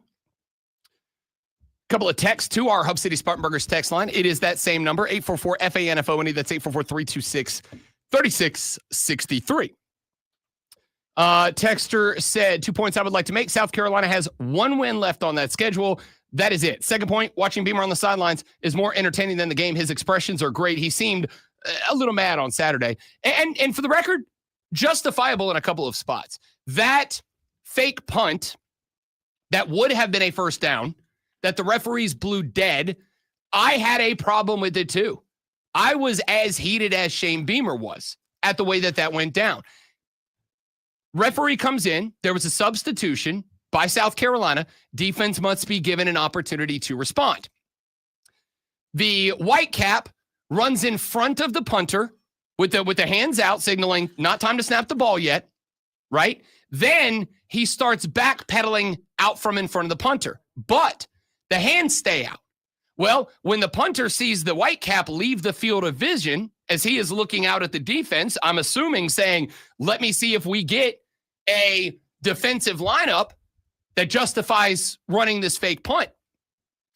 As the Whitecap backs out of the way, he goes ahead and calls for the snap. The snap is made. South Carolina runs a fake punt that could have very well been a game changer. South Carolina was not having a as difficult of a time moving the ball as it sounds like based on what I said in the last segment, because they were so dialed in on Lenora Sellers that they were having some pretty good luck running the football with Attaway and Faison. Like, they were moving the ball well enough that they could have taken that, maybe scored a touchdown, maybe the game changes, who knows. But the Whitecap did not drop the hands and signal the ball was live for play, even though he had backed out of the punter's face. And Shane Beamer was saying, look, dude, if you get out of his way, he's like, why would he not assume the ball is ready to be snapped? You took away a massive play and a first down from us. I was also heated for the exact same reason. But there was a lot more wrong in that game than just that. So to answer the question, after that loss to LSU, what do I see left on the schedule? Despite the fact that they just lost to Texas, Texas has something going for them that South Carolina doesn't, which is a solid offensive line. Like I said, there is one difference between Arch Manning and Lenora Sellers. I would make the argument the two quarterbacks in the Southeastern Conference who have the biggest gap between what we expected and hoped for versus what we are seeing on the field. The difference is with Arch Manning, it's Arch Manning. The excuses, I mean, you can say the wide receiver talent's not what it was last year, and I have to agree with that, but the talent is still there and still around him, including a very sturdy offensive line. That's not the case for Lenora Sellers. Arch isn't reaching his potential because of Arch. Lenoris isn't reaching his potential because of that offensive line. I am convinced of that. So if I'm looking at that right now, despite the fact that Oklahoma lost to Texas, and for the record, relatively convincingly, like John Mateer did everything he could do to keep them alive, but that was Texas's day. I can't see South Carolina beating Oklahoma, even if it is at home. Oh, by the way, courtesy of that loss to LSU, that game is now a 12:45 kick. So you don't get the benefit of a full liquored up nighttime Willie B. I don't see you beating Alabama. I mean, I know that Ole Miss was in a game this weekend with Washington State that they squeaked out with a 3-point win. But in the battle of Lenora Sellers is right now, I don't see you beating Ole Miss. I don't see you beating Texas A&M. I see you beating Coastal, and I'll keep it a buck. I'm picking Clemson if that game's today. Granted, and Cade Klubnik, and we're going to talk about Clemson here in a minute. Cade Klubnik played out of his mind this weekend. Played really well last weekend, too. The question is, can they do it against a team with a pulse? Because North Carolina and Boston College are both, and I'm using the technical term here, bad at football. But at least I can see the positive forward momentum there. I saw South Carolina punching themselves in their own junk against LSU like a bunch of times. So right now, today, I got one win left on the schedule for South Carolina, and it's Coastal. And as we pointed out a few times, that's Coastal's Super Bowl, just like it was SC State, which it took y'all a while to separate from. I think Coastal's better than SC State. So if you have that same type of performance, I don't even know if that one is the guarantee that we would like it to be. I mean, I think it is. I think you're winning that game. It's a team that lost to Old Dominion, got hammered by Virginia, and lost to ECU. Like, it's not an atrocious team. You shouldn't be in a game there. But right now, today, after what I saw against LSU this weekend, an LSU team that I still today believe is overrated. They're a top 10 team now. I don't think they are top 10 good. LSU was a team that 3 weeks ago, I think a lot of people were going, that's a national championship squad. 2 weeks ago, I said, I think that team's overrated. And then they lost to Ole Miss. I think they're good. I don't think they're – you saw what Garrett Nussmeier is. You had a chance to beat this team. But a combination of atrocious offensive line play that got your O-line coach fired yesterday, and what I still, even with the offensive line being what the offensive line was, criticisms and all, I still put a lot of this at the feet of Mike Shula. I'm watching this game on Saturday night, and I'm like, you see what is happening here. They're doing the same thing. They're beating you with the same strategy every down. And you didn't respond to it at all. If they are vacating a spot, attack the spot. If a team is constantly running a cornerback blitz at you, attack that spot. If they're constantly coming at you with the weak side linebacker, attack that spot. If they are constantly telling their left edge rusher to just get up the field, do not let Lenora Sellers run right. Did you notice that every time that Lenoris got out of the pocket and was able to deliver a ball, he was running to his left? He was running to where it was sprint, sprint, sprint, get the body turned, then deliver the ball. That's a hard thing to do for any quarterback. I don't care how good you are. They were not going to let him roll to the right. Well, if they're bringing the edge and if they're bringing a backer up to fill that spot in contain, that means there's a hole there. Attack it. And it just didn't happen. When your offensive line's that bad and when they are beating you with the same thing, and I don't see you adapt to fix that thing, what am I supposed to lean on here? The blueprint's out. Unless something drastic changes, Oklahoma's going to do to you exactly what LSU did. Alabama, who has been a different team since they lost to Florida State in week 1, Alabama is going to do the same thing. And I got news for you. Alabama's better at it than LSU. So if LSU had that much success, what in the world do you think Alabama's going to do to you? That probably the only team left on the schedule outside of Coastal, the only team left on the schedule that isn't as good at that thing that LSU is probably Ole Miss. Here's a problem you bump into right now.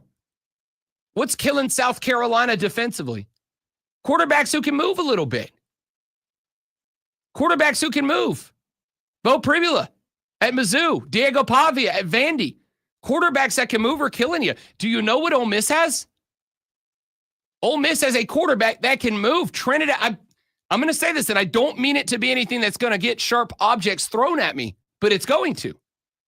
Trinidad Chambliss is a better Lenora Sellers than Lenora Sellers right now. It's not Lenora Sellers' fault, but Ole Miss, Lane Kiffin, he sees what he has at quarterback, and they're calling to that. They have changed all of the scheme that they had from the beginning of the season. They have changed the scheme because they got a young man who has broken out on the depth chart. They figured out, all right, we made a change at quarterback. We are now going to go, not with Austin Simmons, we are going to go with Trinidad Chambliss. And we know what this cat can do. We know what he can do on the move. We know what he can do outside of the pocket. We know that if we can get him a big head of steam and one-on-one to the outside, he's going to win that way more often than he loses it. And they're calling to that. Versus South Carolina, who I hoped after the Kentucky game would have learned a lesson. Hey, with this offensive line, we should move Lenoris around. Nope, he's a pocket passer. Like, what are we doing? What are we doing here? It's I don't know, man. It's shocking, to be honest with you. It's shocking. I firing Lonnie Teasley. I'm not a root for guys to lose their job guy. But firing Lonnie Teasley was a necessary step. It just was. It is the weak point. So when I look at your schedule and with what you have right now, Sean Elliott taking over coaching the offensive line, with what you have right now, if I was in Lenore Sellers' ear, I'd be saying, you're hurt, man. Like, you got wrecked in that LSU game. That ankle's hurt. That knee's hurt. That hip's hurt. Something's hurt. And it's hurt for at least a couple of weeks until they figure out what they need to do to set you up for success. Because you set them up for success. And that favor was not returned this year. Like, it hasn't been. I'm sorry. So, I don't know. Spartanburg J texts the show. He said, Monday morning, Lonzo, I agree. I'm not a quitter either. However, I understand Rob's point. Put myself in Sellers' position to reach a dream of making the NFL or possibly get injured because of the O-line. I mean, I don't know. Appreciate that, Jay. Yeah, if this were to happen, if it would cause a problem throughout college football because there'll be players quitting all over the place. And then the old hats who say college football is dead, they would be right because it would be dead. I mean, look, how many Lenore Sellers are there? Right? Like, this is the problem. This is one of the problems that college football fans have, is that you extrapolate this one dude to all of college football. This isn't going to become a college football thing because there ain't but 2 or 3 Lenore Sellerses. Very true. But those players believe that they are on that level. And there's going to be other players go, well, he did it. I'm going to do it too. I'm ready for the NFL. I'm sorry, coach. Sorry, guys. Shutting it down. The difference is there are a handful of guys that are going to even be close to evaluated as an NFL talent. Doesn't matter. They see it happen once. Then those guys, whether they're talented enough, and you're right, there's not a lot of Lenore Sellers out there. There are guys who are lesser talent, but they don't believe that about themselves. They see him do it, then they're going to do it too. For the record, there's also not, because I looked up. I also want to point out, if you're just tuning in, Lenore Sellers hasn't said he's going to do any of the stuff that Rob thinks he should do. This is 1,000% because I am looking and going, dude, if I was in his ear, I'd be telling him, you're hurt. You're not playing until that offensive line gets right. And maybe Sean Elliott fixes it. I hope he does. But right now, there are, across all of college football, there are 9 guys that are getting paid $3 million or more. 9. Arch Manning, Carson Beck, Jeremiah Smith, AJ DeBansa, Garrett Nussmeier, Lenore Sellers, Darian Mensah, John Mateer, Bryce Underwood. That's it. That's the list. That's the whole list. And the other guys that are getting paid 2.5 or more, there's only 3 guys making 2.5 or more. Josh Hoover at TCU, earning it. Ryan Williams at Alabama, didn't even touch the ball this past weekend. They still won. And JT Toppin at Texas Tech. And again, the Texas Tech guys are outliers. They're doing that this year because they had one guy step in and go, here's a buttload of money. This is not going to be an everything year. This is an all-in year for the Red Raiders. I don't think they're going to be getting that blank check every year. So, yeah, like, I get what you're saying. But the reality is there's not a lot of those guys out there. And a lot of the guys that are those guys out there are guys that are still competing. Arch Manning, right now for Texas, they are still alive. Granted, a long ways off, but still alive for an SEC championship opportunity. Carson Beck at Miami, alive for a playoff spot. Ohio State. The BYU is still alive right now. LSU with Garrett Nussmeier, still alive technically for an SEC title game. Of all the teams that are inside of, let's say, the top 20 NIL guys, of all the teams that are in that mix, there's only a few that are cooked. USC's not cooked. They got number 20. Florida may be cooked, but like that. Oh, sorry. I say Florida. Florida's biggest NIL guy right now is a basketball player. Guy by the name of Boogie Fland. That's the highest NIL they got. Is $2.1 million to a basketball player. Like, what do you want? Number 15, all of college football, right? The 15th highest NIL guy right now is a Michigan basketball player with a great name, Yaxel Lendenborg. Great name. Yaxel. Out of Yuma, Arizona, Yaxel Lendenborg. Like, the 15th highest guy. The 10th highest paid guy is, sorry, I said Texas Tech. The 10th highest paid guy is a Texas Tech basketball player. You see what I'm saying? Like, you can make the argument, well, it'll happen across college football. Of the top 20 NIL guys, like 5 of them are basketball players, and nobody else is making more than $1 million. This isn't going to be a big time problem. This is accurate for guys who are threats to be top 2, 3, 4 draft picks in the NFL. And there's only a couple of those. There's only a few. There's probably 2 other quarterbacks in America right now that I would say, if they were in Lenore's shoes, I'd shut it down. Carson Beck is one of them. Would you tell Arch Manning shut it down? Not right now. His NFL value, if he was to come out, is in the tank. It's not going anywhere anyway. His grandpa said he's playing another year. Yeah, then he said, my grandpa don't know what he's talking about. Yeah, but which was fun. His grandpa is Archie Manning. Legend. He's playing another year. Football has more than one royal family.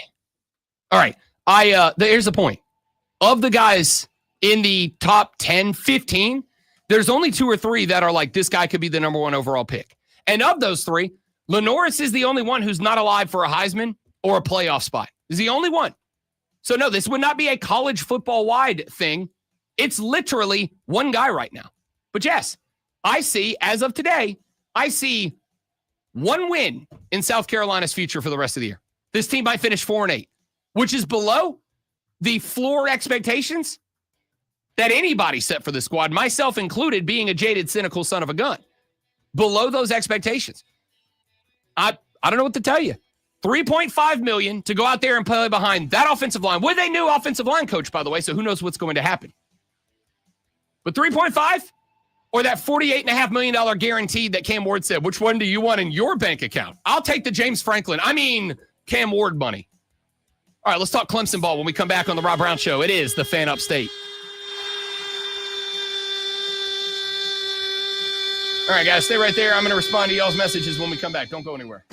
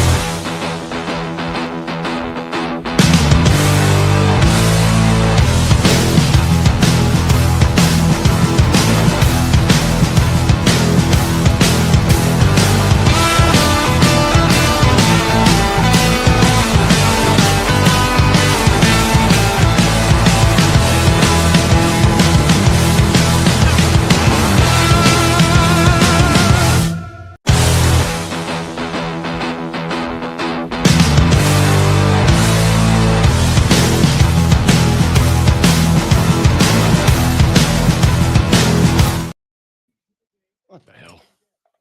I did. I didn't see this one. Just look right in there and saw it. Yeah, I should know. I have nothing to worry about. It should. Rico. I don't know if this has a. It should. It'll be on. It should be. It's either. Maybe on the side.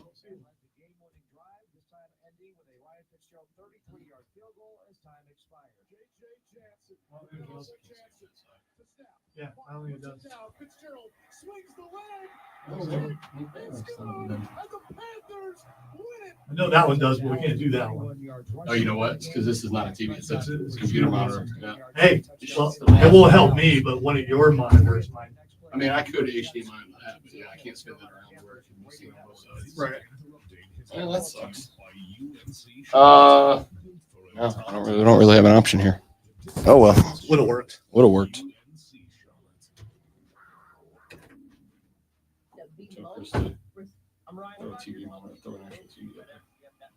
If you were here. That's also But well, not right now. I figure I know why he's not here. Because today's a holiday, and I didn't realize that. Is it? It's one that we don't have, Clearly. It's Columbus Day. All right, let's see. Let's get some of y'all's thoughts in Schools here. are not in, is what I'm saying. When has quarterback ever done that? Andrew, I don't think this early in the season anybody ever has done, and I don't think he's going to. Just so we're very clear, I don't think he's going to. But again, like I'd do a lot of stuff I've never done for $45 million, but that's just me. Thanks, Maybe James. I worked really hard for that. Born and raised Carolina boy, no way he does that. Again, like I also would say that the way I would participate on a team that I loved my whole life might be different than the way I participate on teams that I am, right? Like I do and am willing to do more for this radio station than I have done for radio stations I've worked at in the past because I love it here, because I love the people I work with, and I will go above and beyond for them. For the same amount of money at old stations, I wouldn't do as much. And it's not because, I'm whatever. It's because I I don't have that love that I have like I do here. What's your record prediction to this point? Right now, honestly, 4-8. 4-8. I think you'll beat Coastal. Who else do you beat? After what I saw from Clemson the last 2 weeks, they're a favorite in that game, probably only by 2.5, maybe 5.5 since they're the house. But outside of that, who else? I don't see you beating any of the SEC ranked teams unless there's a Cocktober blessing coming somewhere, but we'll see. He would be quitting on his brother literally. Yeah, no, I know. Again, I get it. But again, hey, brother, sorry I'm quitting on you. I'll give you one of my 45 guaranteed $1 million I'm getting in the draft next year. And again, remember, draft salary goes up every year, so he's likely to get a $50 million fully guaranteed deal. All right, we'll come back to this. Y'all stay about there.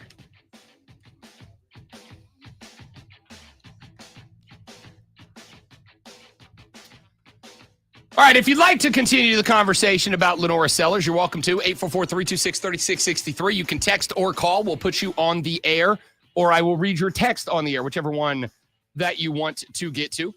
But I do think we need to, let's switch it up. Let's talk a little bit about this Clemson Tigers win over the Boston College Eagles this weekend. I will start with the down the center take, the realistic take, not the everything is awesome take. The down the middle take of a 41-10 win over Boston College is that Boston College is 1-5. They are 0-4 in conference. You played last week, your get right game, North Carolina. And again, the script that I would have laid out for Clemson has been followed. Get right against North Carolina, turn it around the next week, and take it out on Boston College. You put up 24 in the second quarter before you largely started rotating in your backups in the second half, sitting on a 34-10 lead at that point. You did what I needed you to do.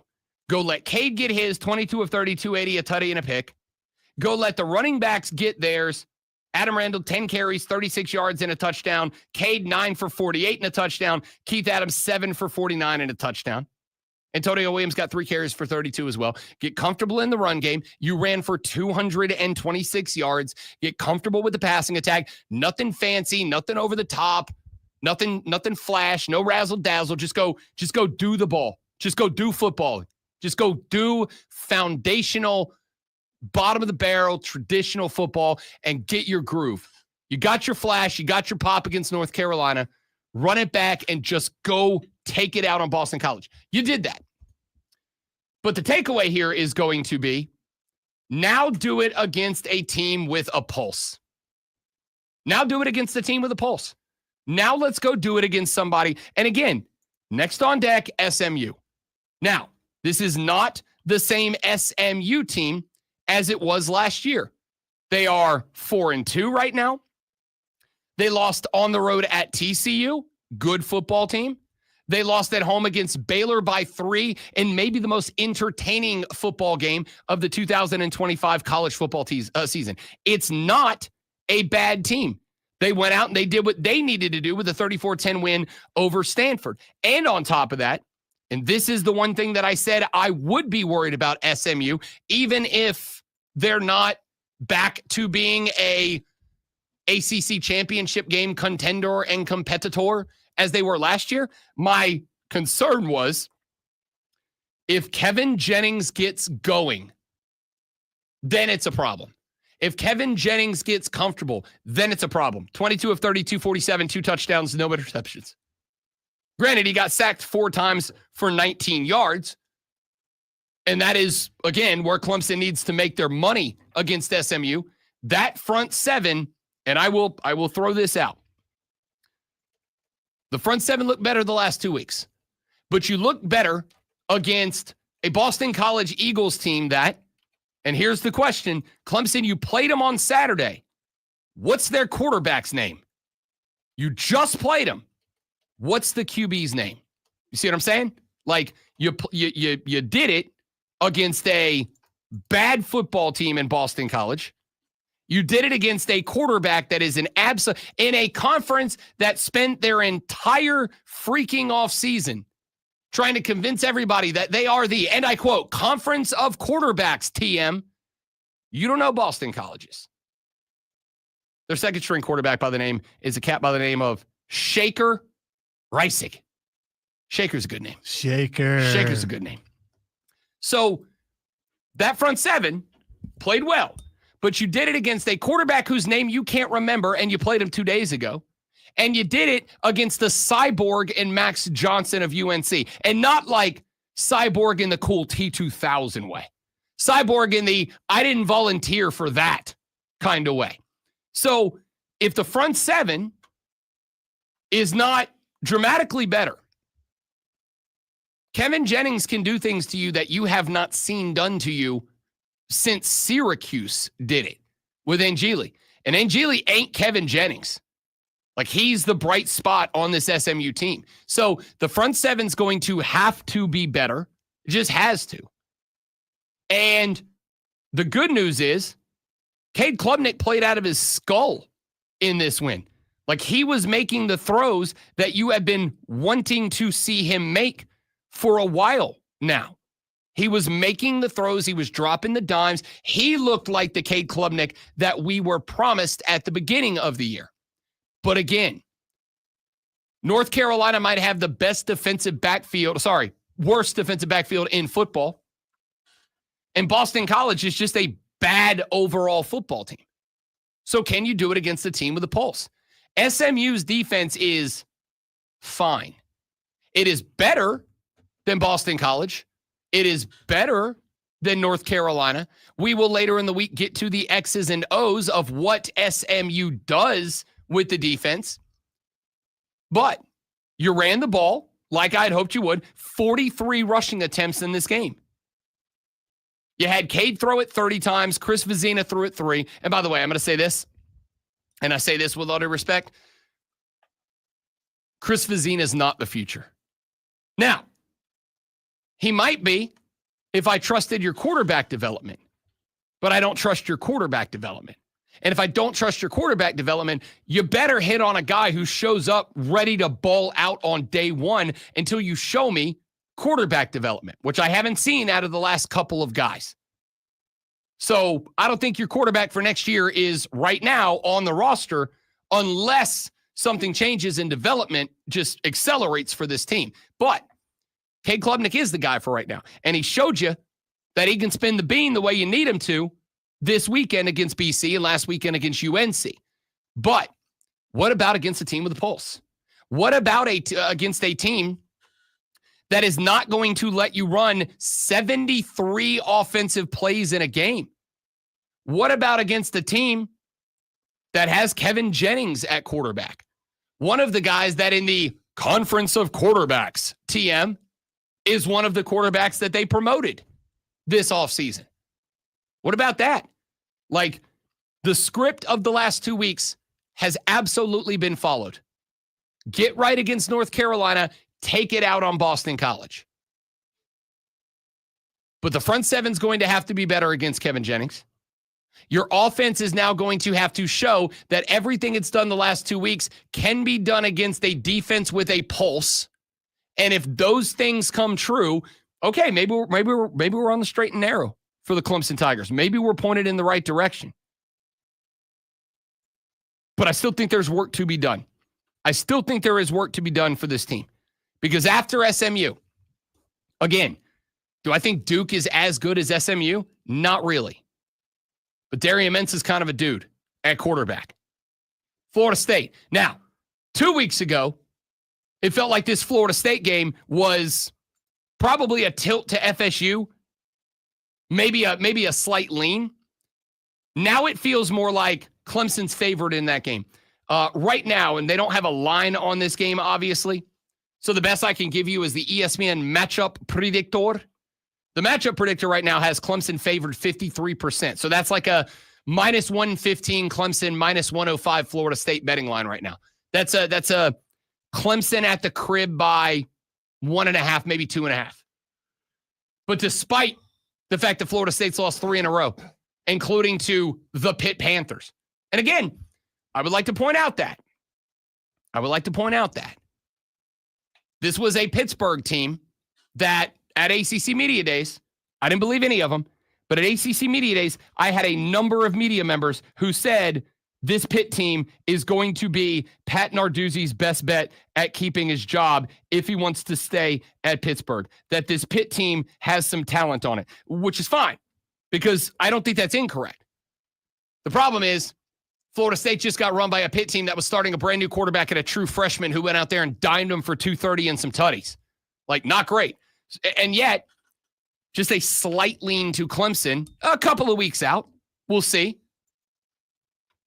The point here is Thomas Castellanos at Florida State.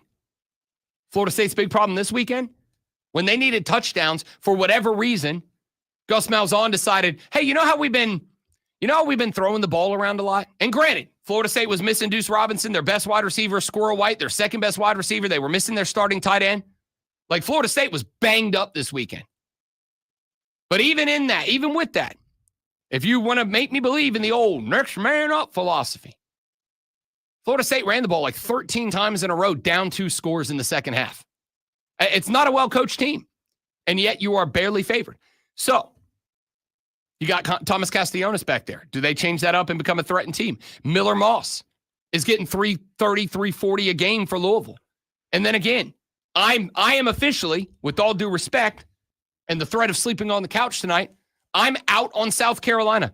I don't have a lot of positives for that football team right now. But if there is one, it's very similar to last year, and you all know what Lenora Sellers did to you in the fourth quarter of that game.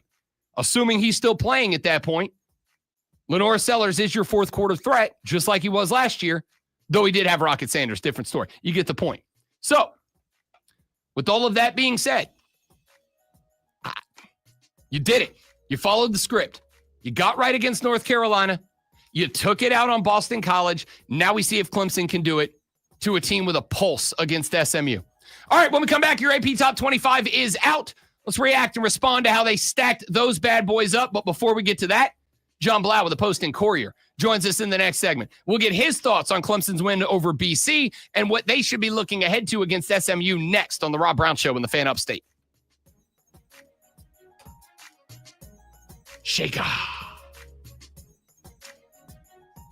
All right, guys, y'all stay right there. We're going to get John on the line. We'll be back in just a minute. Don't go anywhere.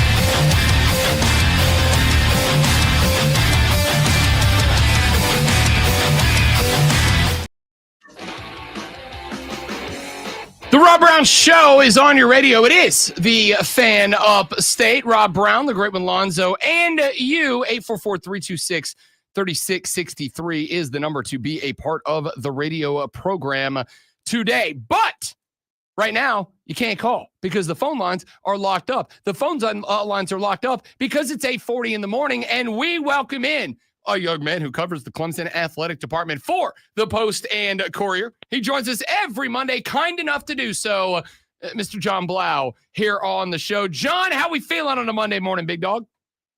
Feeling good, pretty good. All rested up after, I think I got 4 hours coming back from Boston the night before. So now I think I got about 8 or 9 hours. That a boy. So that a boy. Good. That's what I average in a week. Good on you, John Blau. And let's talk about it. You're feeling pretty good. I have to imagine Dab and the boys feeling pretty good. A 41-10 win on the road against Boston College. And we'll talk about what that means in the lead up to the game against SMU this weekend, John Blau. But what are the vibes around the squad going up to Boston College and doing what they expected to do and laying it down on the Eagles? Yeah, like you said, I think feeling pretty good. Cade Klubnik had another good game. Timing, accuracy was all there. Brian Wesco made some big plays. I mean, you got to see Peter Woods rumbling in the end zone, in that jumbo package they got there with, Braden Jacobs at fullback and, Braden Jacobs, the freshman offensive tackle, played a lot of snaps because Tristan Lee wasn't completely healthy. So good things there. And then defensively, they held one of the better passing offenses in college football to not many yards. And so, obviously, again, the level of opponent, I'm not sure. This is one of the better teams in the ACC, kind of the same as North Carolina, maybe a little bit of a step up because UNC is that bad. But to continue to execute at a high level is something that Clemson wasn't doing early in the season. So that's a step in the right direction for Clemson for sure. Yeah, the thought to me the last 2 weeks, John Blau, was use the North Carolina game, a team that is just not very good, to get right, to just get back to being who you want to be, and then go take it out on Boston College. And while I understand that there's not like that image of under Dabo Swinney, Clemson being that angry, violent football team, the thought was just go up there, pound the rock. They ran it 40 times. Go up there, let Cade Klubnik get comfortable. He goes off for 280 and a touchdown. It just felt to me like this was we spent last week getting right. Now let's go show it off a little bit kind of weekend. Right. Yeah. And again, Cade just seems to really be putting the ball in the right place and out on time, which is something that we did not see earlier in the year. Just looked uncomfortable back there. He just looks very comfortable again in the pocket. And so that's a huge step in the right direction. And defensively, Boston College was picking up some yards in the first half, but then they kind of put their foot down. They hadn't had a takeaway in 3 straight games. They finally get one. Sammy Brown comes in, forces the fumble, sack fumble. TJ Parker go back down the field and score again. So complementary football is something Dabo Swinney has talked a lot about that they didn't see in those first few weeks. Seems like the offense and the defense are really playing off of each other. I know everybody's a little, irked by the orange pants or whatever because it wasn't a championship game and all that, but they're having fun. They're back to playing confident football, playing together, pulling the same side of the rope, I think is what Peter Woods said. And so obviously you give yourself a lot better chance to win football games.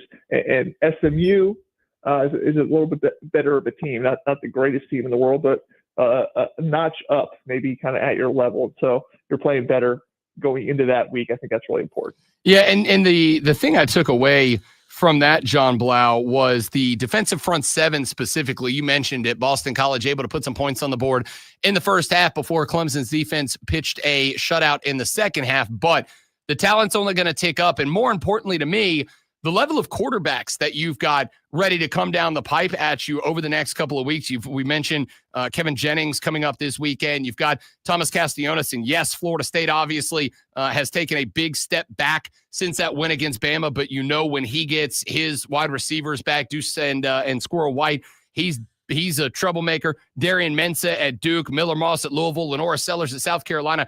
It's a run of very good quarterbacks that Clemson has to play over the back half of the season. What did you make of that front seven's performance?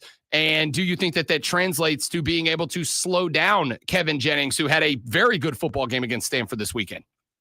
Yeah, I mean, the fact that they stopped the run on early downs is really important. I don't think Boston College, I can't remember it off the top of my head, but Turbo Richards had a few, gashes, but for the most part, they didn't get a whole lot off the run, which sent up a lot of second and third and long situations, which allowed Clemson to bring out their, I don't know if it's called the rabbit or the cheetah package. Dabo said it's been called both through the years, but they had 3 defensive ends on the field at the same time.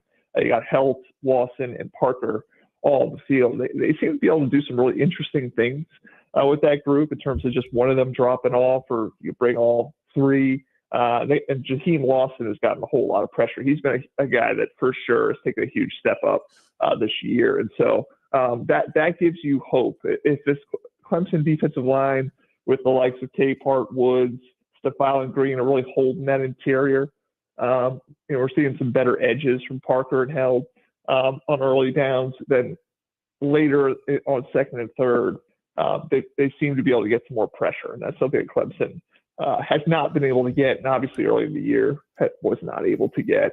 And so they're taking a step forward, it seems. And like you said, I mean, Kevin Jennings, Castellanos in particular, those are quarterbacks that definitely move. You got to keep them in the pocket. You got to, bring pressure, but in a disciplined way. It seems like they're ramping up towards being able to do that. But they got to continue, again, to stop the run on first down to be able to set that up. John Blau with the Post and Courier joining us here on the Rob Brown Show and the Fan Upstate. Clemson a 41-10 win over Boston College this weekend, getting set to welcome SMU back to Death Valley. How big, John, do you think? I know we talked a little bit about it going into the North Carolina game a little bit last week as well, but the boys kind of getting out of the comfort zone, getting away from everything that's going on, all the conversation around South Carolina, taking it on the road for a couple of weeks to maybe get out. I've talked to plenty of athletes who have said sometimes at a spot in the season where you're maybe not where you are, a good road trip, especially a couple of weeks away from the house, can be a good thing. Do you think that there was any play in that, or was this just the football team kind of finding its way back? Yeah, I don't know if the venue mattered. Like you said, I think there's something to that, but I think we even asked some of the players, and while some of them will give you the whole, we like being booed on the road, and we like the hostility and all that. There really wasn't much in terms of the opposing crowds. I mean, UNC's was going at halftime, and Boston College had a decent crowd there, but seemed like half of them were Hannafins, because Roden Hannafin was from the Boston area, and I think Dabo said there were like 200 of his family members there. And so, but yeah, it is good, like you said. I think to go on the road, bond a little bit, kind of it's just you versus everyone else. And so I think that maybe that played into it a little bit, but I think it's at its base, just playing better football, just executing, which they were not doing early in the season, which just happened to be at home for a bunch of these games. Obviously, Syracuse being the most disappointing. So yeah, just getting on a better page together in terms of just doing your 1 of 11, I think is what they call it. Each 11 guys, each of the 11 doing what they're supposed to do. They seem to be doing that at a higher rate. We'll see if they can continue to do that when they come back home this weekend. John Blau of the Post and Courier joining us here as he does every Monday on the Rob Brown Show and the Fan Upstate. Talk to me a little bit about what you see out of SMU. I mean, I think we've all kind of leaned down on this team, like a few others Clemson will play, going to be determined by Kevin Jennings, by their quarterback, who has picked his performance up the last couple of weeks. I know the run game not quite as impressive as it was last year, John Blau, and I know we're still a ways off of the game, but just kind of your overall thoughts on what Clemson is up against when they play the Mustangs this Saturday. Yeah, again, a team that's a notch better, I think, or maybe at least 2 or 3 notches better than UNC and Boston College, considering those teams are pretty low down the pecking order. But like you said, Kevin Jennings, a pretty good quarterback. I think I saw highlights of him this past weekend, throwing like a behind-the-back pass on a play. I mean, just a dynamic playmaker, a guy who can run, obviously scramble around, really obviously extend plays. And they saw that in the ACC title game last year. But like you said, I think not having a running back like a Brashard Smith, like they did last year, to kind of complement him, I think they're a little bit more one-dimensional this year. And so, again, I think that's where it comes back to can you stop the run first and second downs, put Kevin Jennings in some more uncomfortable situations, and then can you be disciplined in how you rush him, I think is really important. Because, SMU has a couple blowout wins, but I think it was over Steve Angelius, Syracuse team. I think it was Stanford. So it's, not the best of opponents to judge SMU off of. I don't think this is maybe the SMU of a year ago, but still a pretty good team. We really haven't seen Clemson win a game against a pretty good team yet. So that's what makes this weekend pretty important. What John Blau do you think is, maybe not in terms of results, but just possible outcomes? What is Clemson hoping for? What do you think is possible? I mean, obviously not mathematically eliminated from the ACC, though obviously they would need a ton of help at this point. What is the goal for this team now? We heard Dabo say going into the North Carolina game, new season, this is week 1, treated last week as week 2. So if they are reestablishing a new season for the rest of the year, what is a realistic outcome? What is the goal that they are trying to hit? Yeah, the ACC, it seems very unlikely that you're going to be able to get back into the ACC title game hunt. You needed Georgia Tech to actually lose to Wake Forest like they were supposed to. I guess that's offside call, not called. But that didn't happen. And, Georgia Tech's not falling out. Miami looks pretty good. There's a bunch of teams that are probably still going to be ahead of you at the end of the day. It's really just about salvaging this season as best you can, building momentum for next year. Again, coming back to the orange pants, that was interesting what Dabo said, that we brought them out because usually only wear them in quote unquote championship games. This Boston College obviously wasn't one, but he also said that we don't know how many opportunities we're going to have to wear them this year. You got South Carolina, that's probably it. So I mean, they're pretty self-aware about the fact that they really did kind of throw the season a little bit in those first 4 games as far as championship aspirations, but just playing better, not having a legacy of being a complete failure. Maybe you can create a legacy of you didn't achieve what everybody thought you would, but you responded at least. And they're doing that thus far.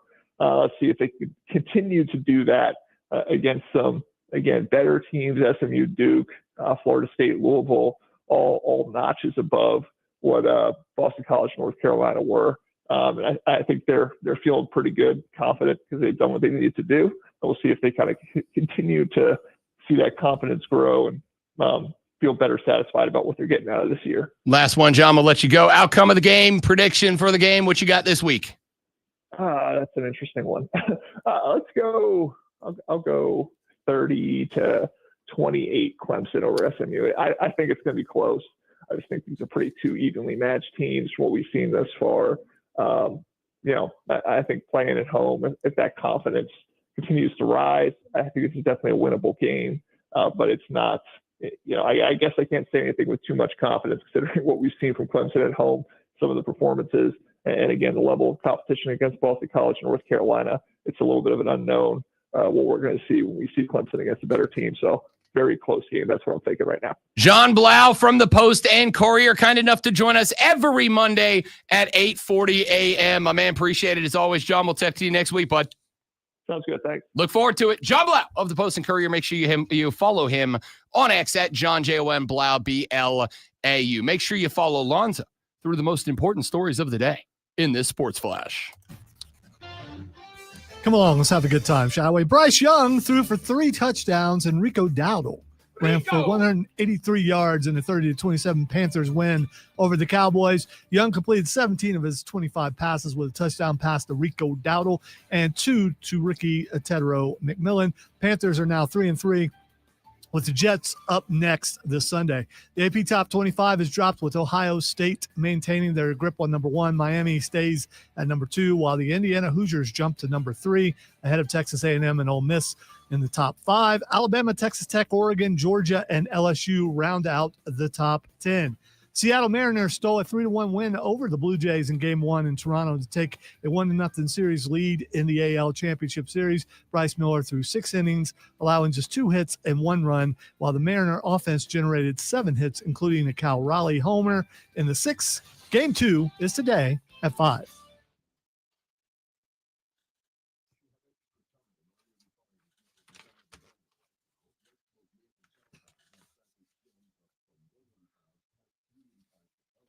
Mentioned it earlier, Kane. If you looked at his social media, he appeared to be distraught. I'm going to go with that word, distraught. Angry, hurt.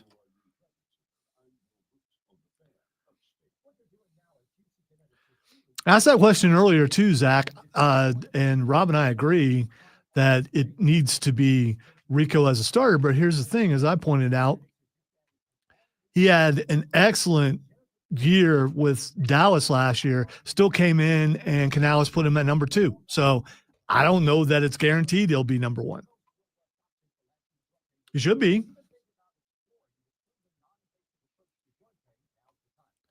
And I mentioned it with Rashad a couple of weeks ago. We were talking about it, and Rashad said the same thing. He'd love to see some more Rico. We saw plenty of him yesterday, and he looked good. Probably needed that ice bath or something at the after the game, though.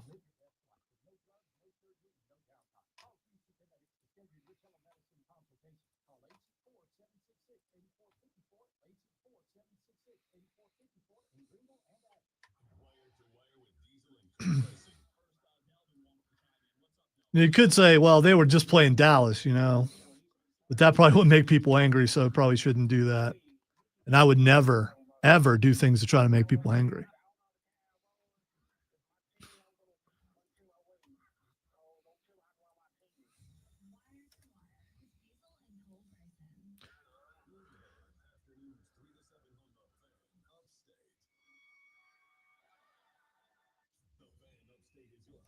Oh, boy.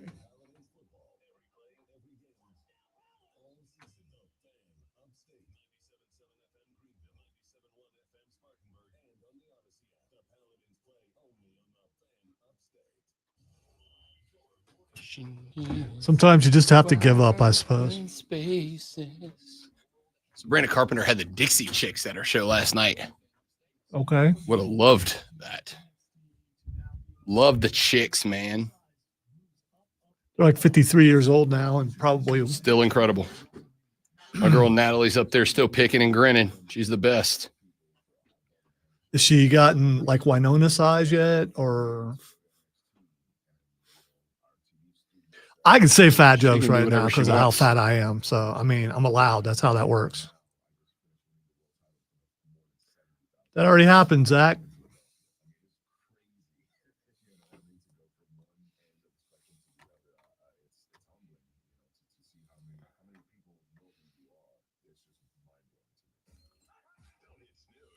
So I don't know if you're Chuba, do you hurry back from injury or do you just take it, try to get as well rested as possible and hope that Rico like gets extremely tired and like runs out of gas? I don't know.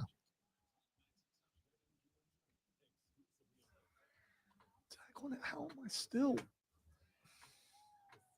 I just can't. I can't add. I don't know why I can't add, but I can't add.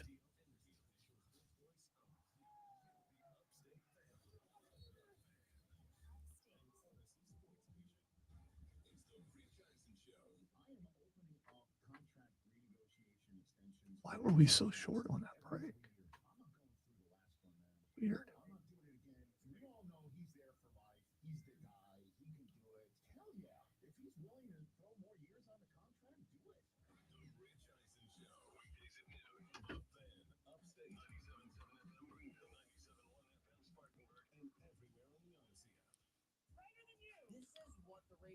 Uh-oh. Oscar just slapped Kyrie.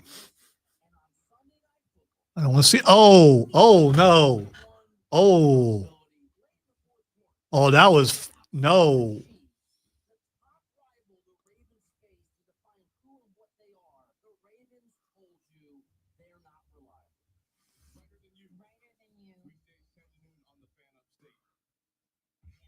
Wow. That was a slap.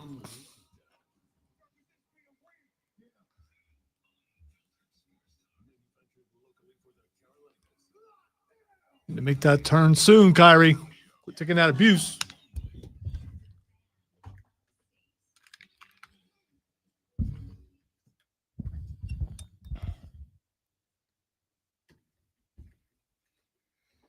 The Rob Brown Show back on your radio. It's the fan upstate, Rob Brown, the great Malonzo, and you rolling through the foremost electrifying hours of sports talk entertainment you'll find anywhere. Thanks again to John Blau of the Post and Courier for joining us on the radio program. We appreciate it.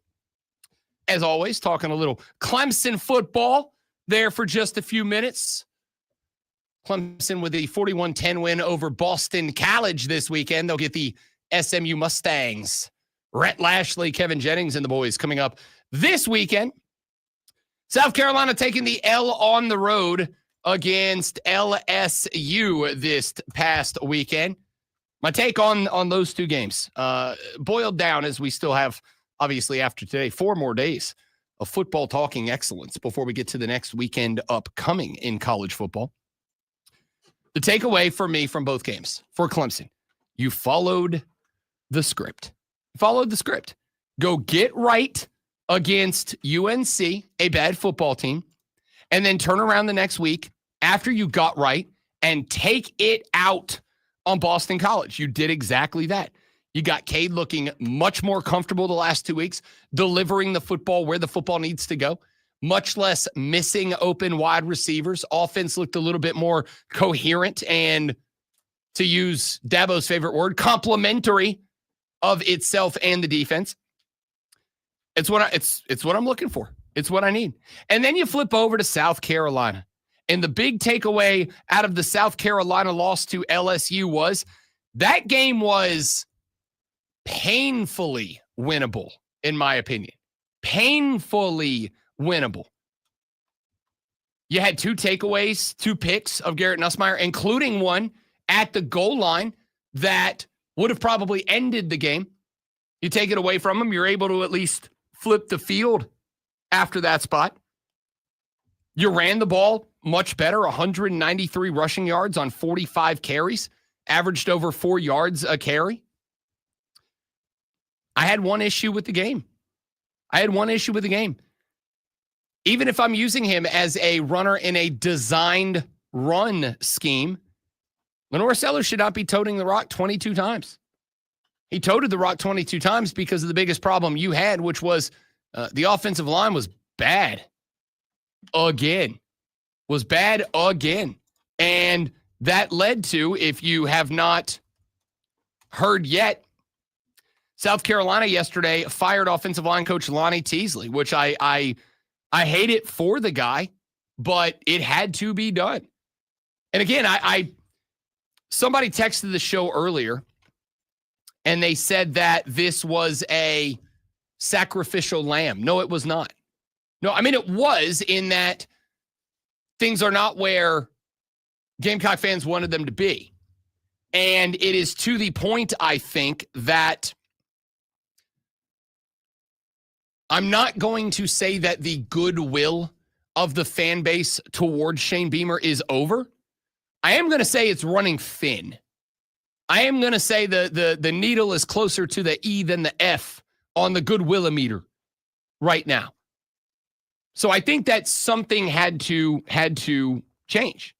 And the biggest criticism of Shano right now, in my opinion, from the outside looking in, the biggest criticism is loyalty to a fault to the coaching staff, is a refusal to make changes to the staff that almost evidently from the outside need to be made.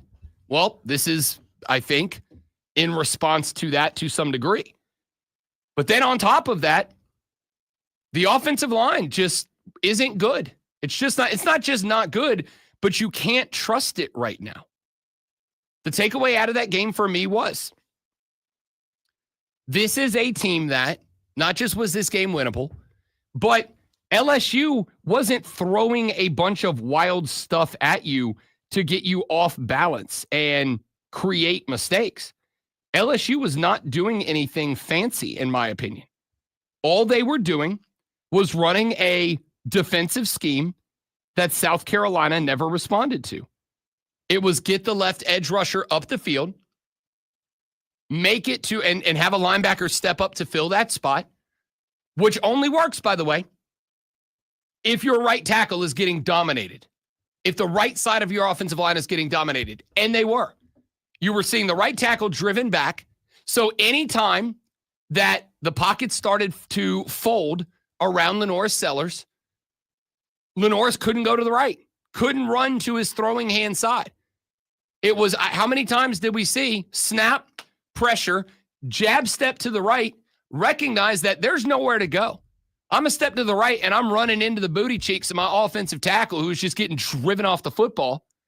And then Lenore's has no option but to roll around to the left, run to the sideline, and either take it himself and get hit again, or running to the left, have to cross the body, spin the body around, and then throw back across it. Like, it's not good.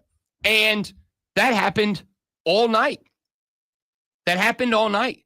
And it is a spot where I'm watching this game and I am screaming at the television. Like, your offensive line is getting absolutely dominated, but you know where it's coming from.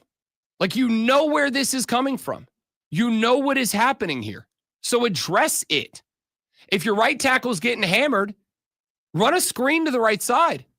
And it's like, even when the screens got dialed up, they were all going left. Why are we running a screen to the side of the football field where they are not vacating spots? A screenplay is designed to respond to one of two things. Either A, the defensive line is over-aggressive. They are over-aggressive in their pass rush. They are not maintaining integrity across the front four. It is just a bull rush.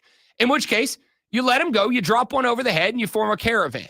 Or, number two, it's because they are bringing a blitz or bringing pressure from a spot. And your job is to address that by getting the ball specifically into that spot. And a screenplay in that spot will do exactly that. Exactly that. I'm going to let my running back attack as if he's going to help out on the block. He's going to skip the block. He's going to hit. He's going to chip off the block, get to the spot that was vacated, turn around. I'm going to get him the ball, and hopefully you've got a caravan established. Never got there. So do I think that this was a sacrificial lamb? No, not really. I mean, yes, in that Shane Beamer has been at the helm since 2021. According to Saturday Down South, this is since 2021, second firing of an of an assistant coach by Shane Beamer. Second.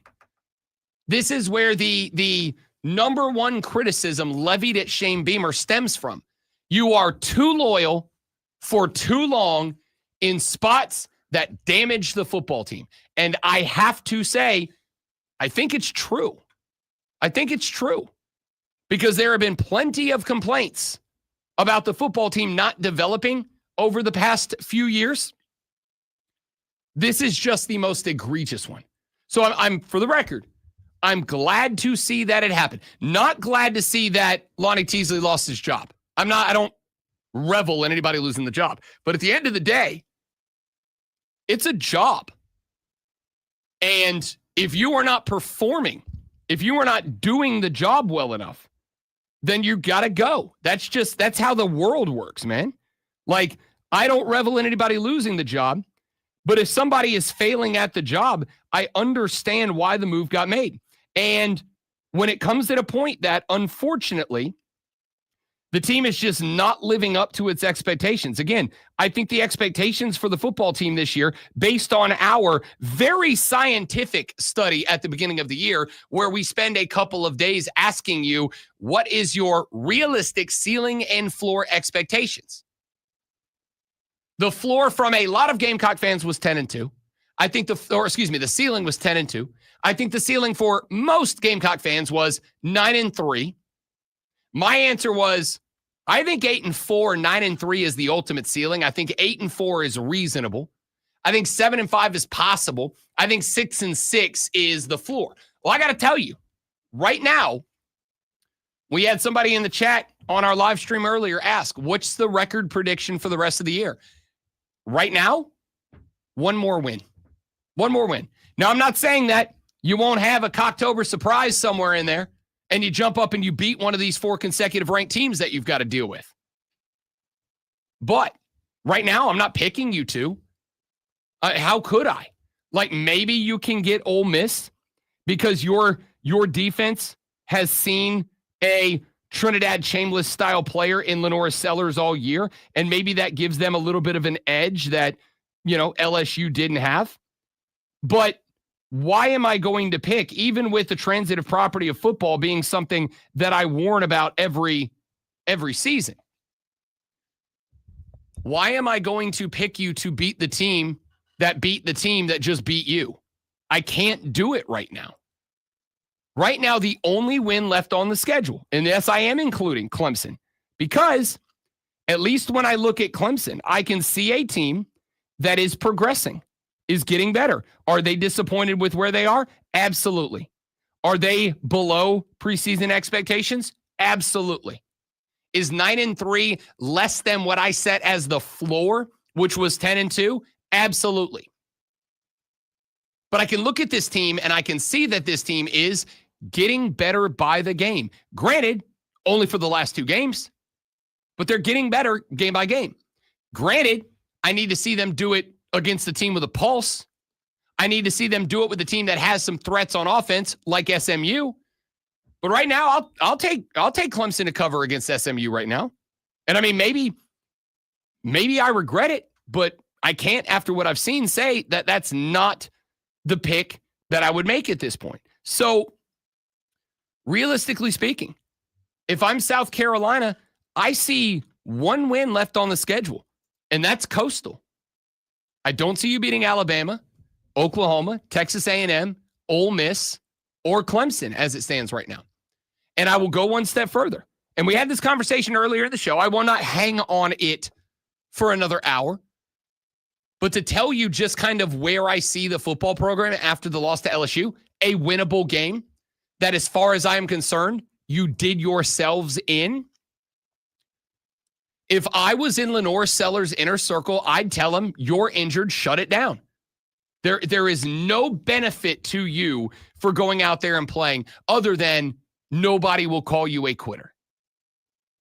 But for a cat that is right now the second shortest odds to be the number 1 overall draft pick next year, for a cat that is in line for, if drafted number 1, a $50 million guaranteed 4-year contract from whoever drafts you. If you are drafted number 2 or number 3, you are looking at north of $40 million guaranteed. To put that into perspective right now, the estimated NIL valuation for Lenora Sellers right now is $3.5 million. We got a tweet earlier in the show. Let me pull it up, because SC Spartan earlier texted me in the show, or tweeted me in the show. SC Spartan wrote the show, and of course now the computer's got to think. He said, quote, in the NFL, I understand in the NFL he'll be making more millions than he's getting now. What would you have him do if he was quarterbacking a 1-5 NFL team? Just stop playing? No. That's different. Because he would be making that $50 million guaranteed, right? The only benefit or drawback for him in that spot would be, can you get a second contract? And the reality is, if you were to do that in the NFL, the answer is no. But if you were to do that in college, the answer is not just yes, but if the team's going to keep playing this way, it's more likely you're going to get a better deal at the rate that things are going right now.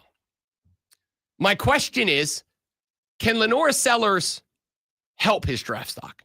This was the debate that Diesel and I butted heads with last year, or 2 years ago, when Caleb Williams sat out towards the end of the year. This was the discussion that Diesel and I butted heads on last year when Cam Ward went into the bowl game long enough to set a Miami passing record and then checked out of the bowl game. And he's like, "What? Like, why would you quit on your team? For $50 million is why I would quit on my team." I love Lonzo Diesel Cole. I love our bosses, Mark and Steve. I love everybody in this building. But would I quit here for $50 million? Buddy, I'd look like a lunatic. I'd look like Scooby-Doo with my feet on the floor on the way out the door. I love you all, but yes. I guarantee you're the only one with this take, that no one else on the station would even remotely consider what you're proposing, and there's no way he does it. He's just not going to. That's fine. I'm not saying he is. And here's the thing. His sample size is still pretty small. So he needs to get out there and show that he can play through adversity, not just go, you know what? What has he been doing for a year and a half? You know what? I'm going to make some money. So sorry, fellas. Hey, backup quarterback, you've been here a long time. You know what? Go get him, Luke. You know what, Luke? Finish out your senior year. Yeah, no. Go get you some PT, baby. I'm going to get me $50 million. No. Again, I'm not saying he will do this. I'm saying, and I'm not even saying he should do it. I'm saying It sure does sound like you're saying he should for the last 4 hours. It really sounds like you're leaning that way. I'm saying the financially prudent decision would be to do that. That would 1,000% be the financially prudent decision. Your enunciation of prudent is just amazing. Thank you very much. I practiced it. The financially prudent decision would be to have an ankle injury and be out for a few weeks. I'll tell you all what. I'm going to sit. Oh, you mean the Lamar method? Allegedly. I don't know what to tell you. I would 1,000% if I was in his ear.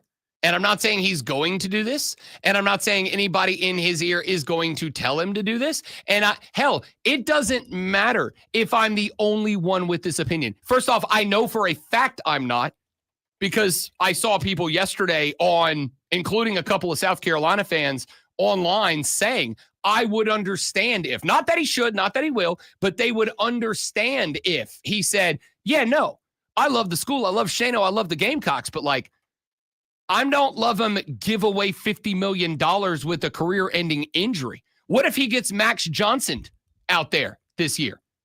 What happens then? Yeah, you could do that in the shower. He absolutely could. But one's more likely, isn't it? That's the whole, I might get hit by a bus. You might. See, I don't know. I mean, we could get the stats and put them next to each other. I don't know if they're close or not. Playing behind South Carolina's offensive line is more dangerous than taking a shower. Yes, I'm comfortable saying that I don't necessarily. The scientific research I've done is watch this 3-3 football team 6 times and take a lot of showers. I've taken a lot of showers, historically speaking. Usually you've also one a day minimum. You've also eaten pavement a couple times recently. Yes, but not out of a shower. Now, if you want to say getting toasty in a bar is less dangerous, I could argue that that's correct. But I've seen what's happening to Lenora Sellers. Rail slide. And I've never heard of a Lenora Sellers shower injury before. Shower injury. So, again, I'm not saying he would do this or that he even should do it. Would I do it? Yeah. Yeah, I would. Call me a quitter. You know what else you're going to call me in April of next year? A multimillionaire top 2 or 3 NFL draft pick. He's already a multimillionaire. Yes. But if you can't mathematically figure the difference between $3.5 million or $50 million guaranteed money, guaranteed. I can't figure out the math with that. I would love to try. I don't have to have 50 to know that 50 is more than 3. I don't think, unless your math teacher was the one who threw the desk at you. He was. Oh, okay. Well, then maybe not. Maybe, he absolutely was. Maybe I understand things a little bit better then. All right. When we come back here in just a minute, I would like to get back to this James Franklin discussion for a minute, because after the James Franklin story, I would very much like you all to do me a favor. I would like very much for none of you to ever complain about NIL again. That's next on the Rob Brown Show in the Fan Upstate. Make me break out Chad twice in one show. And he's injured. And he probably wouldn't appreciate that. Probably not. You think he gets mad at how great El Grande Americano has become? Probably. Obviously, they're different people, but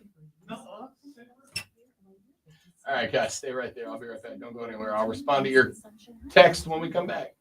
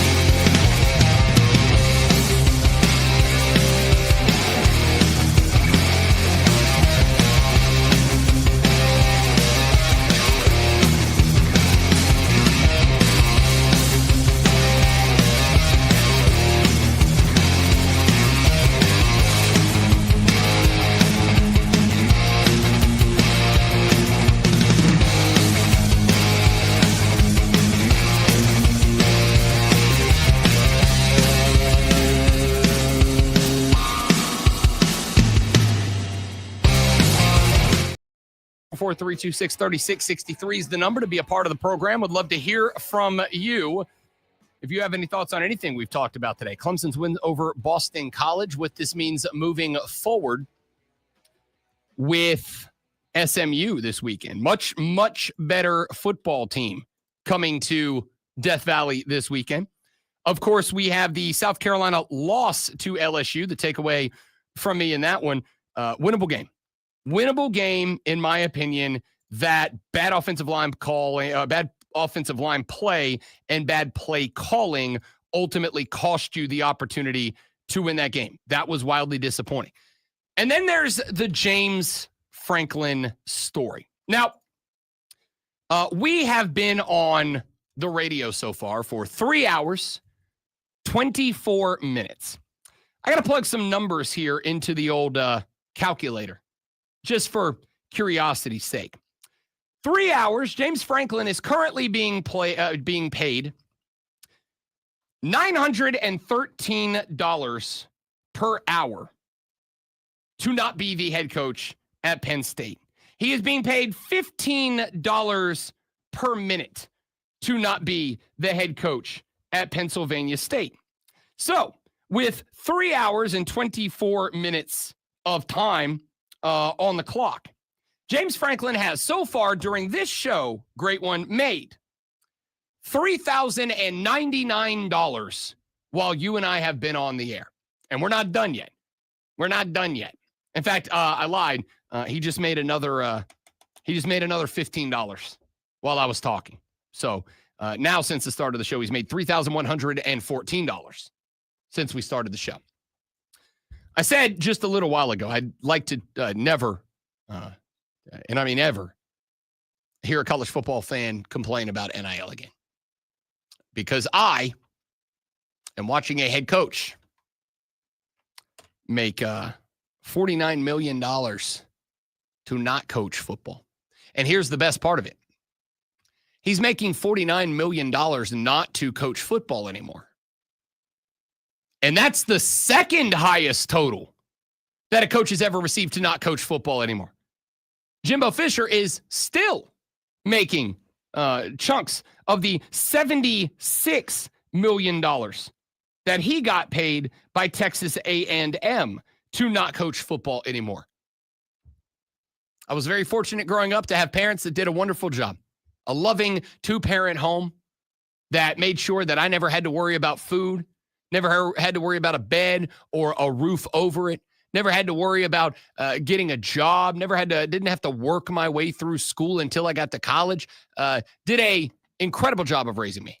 And yet I'm still mad this morning at my mother because she never once said, son, you should learn to coach college football.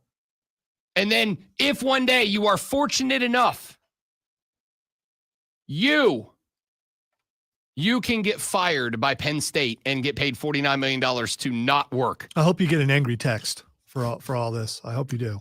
I think she knows I'm joking, but also, I don't know. We'll see.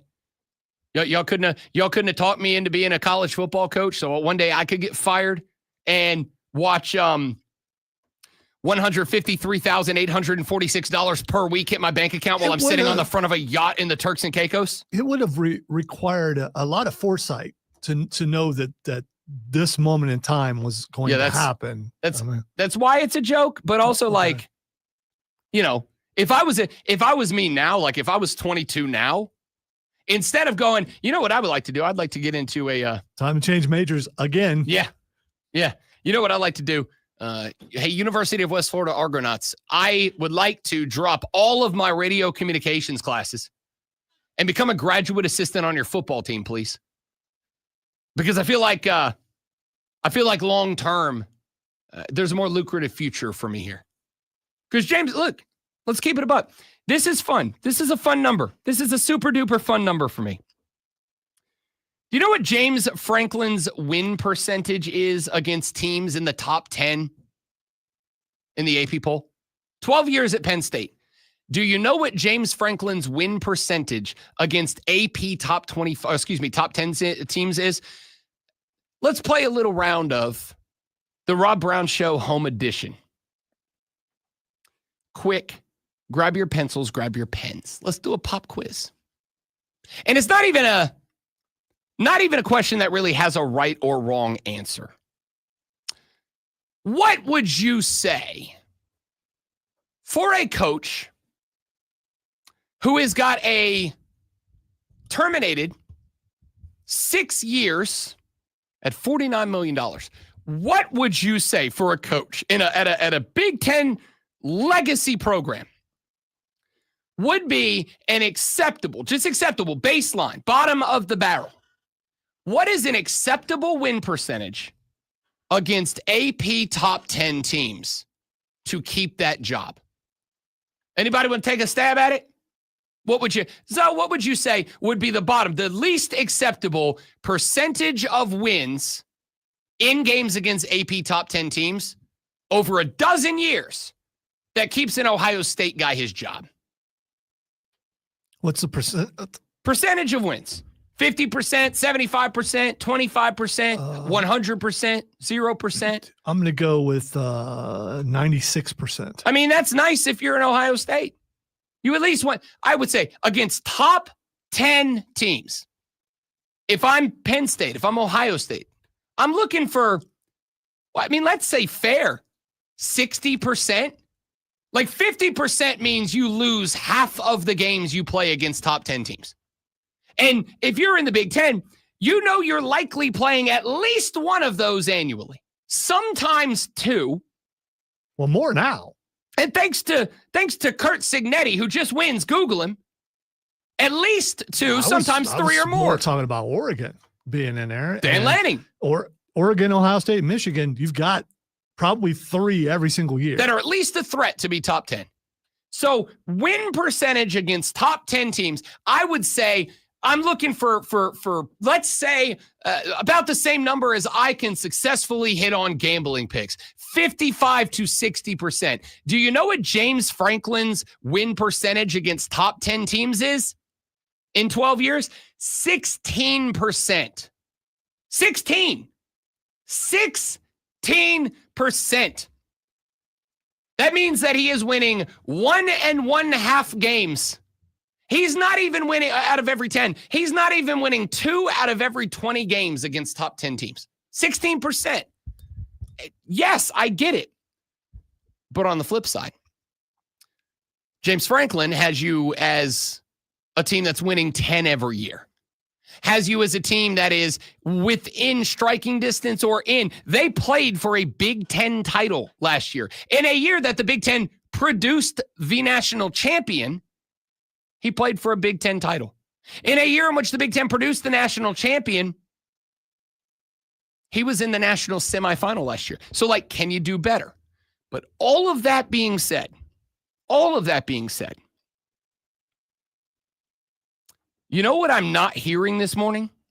Which is fun, considering what I have heard when I made when I gave you the hot take that if I was Lenorris's agent, dad, brother, whatever, I'd be telling him, hey, dude, don't play another snap until they get their offensive line fixed because you're going to cost yourself millions and millions of dollars. You know what's really funny to me? Nobody's calling Penn State quitters today. Nobody said, Penn State, they made a commitment to James Franklin. They made a commitment, and they're not being committed. They're quitting on their coach. They made a commitment for all that money. They made a commitment to let James Franklin lead this program into the foreseeable future, and not one person has said that they're quitters. Not one person has said that they are quitting on their coach or quitting on the direction of the program. Not one person. Not one person has said, I'm uncomfortable with coaches being paid $50 million to not coach anymore. I'm uncomfortable with that.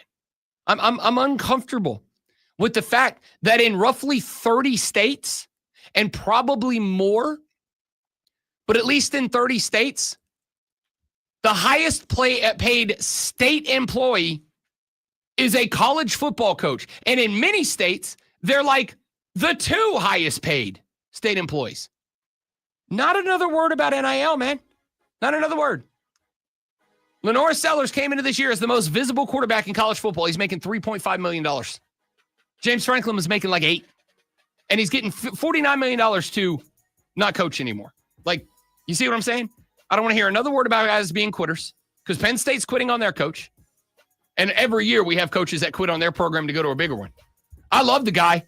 Kurt Signetti is going to quit on the Indiana Hoosiers because somebody's going to back the Brinks truck up to his front porch, and they're going to get him up out of Bloomington, Indiana. He's going to be somewhere, Gainesville, Florida next year, Pennsylvania State University next year. He's going to USC. Somebody's going to go get the guy. So not another word. Not another word. I don't want to hear it. All right, let's take a break. When we come back, we'll talk some NFL and a little baseball about the way before we wrap up the show. I don't know what happened there on the word out the way. We'll see. Anyway, I'm Rob. He's Alonzo. The Rob Brown Show wraps up next on the Fan Upstate.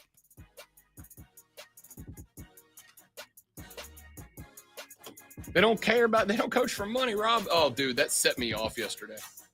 I know he's disappointed. It's not about the money. Really? Because I've never seen a coach negotiate for less money. Never seen it. Well, they have agents, so I think the agents actually Cool. negotiate. That coach could say to the agent, hey, listen, give them a $10 million discount. Very rarely. The only coaches that you ever see give money back are the coaches who are close to being fired. It's the only ones you see do it.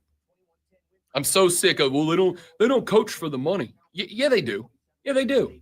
Yeah, they do. If they were coaching for the love of the game, they'd all be coaching high school football, helping high school players be the best they can be, but they're not.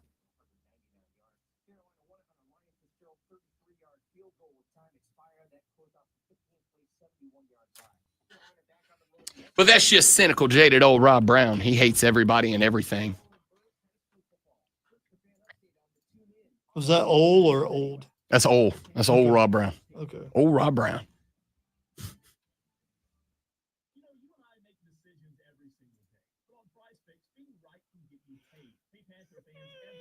Yeah.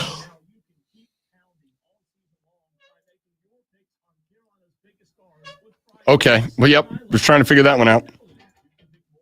It's that ring on the bottom of it. What'd you think it was? I didn't know. First, I thought it was you, and I was like, buddy, you might need a doctor. But then I realized it was your chair. I need several doctors. That's fair.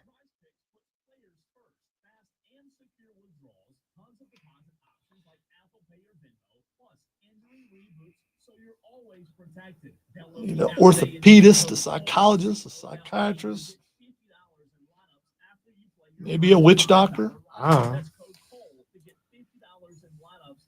50. Ooh, ee, ooh, ah, ah, ting, ting, walla, walla, bing, bang. Ooh, ee, ooh, ah, ah, ting, ting, walla, walla, bing, bang. What a throwback. That was like out before you were born. That was out like before I was born, I think. But you probably heard the Chipmunks version of it. So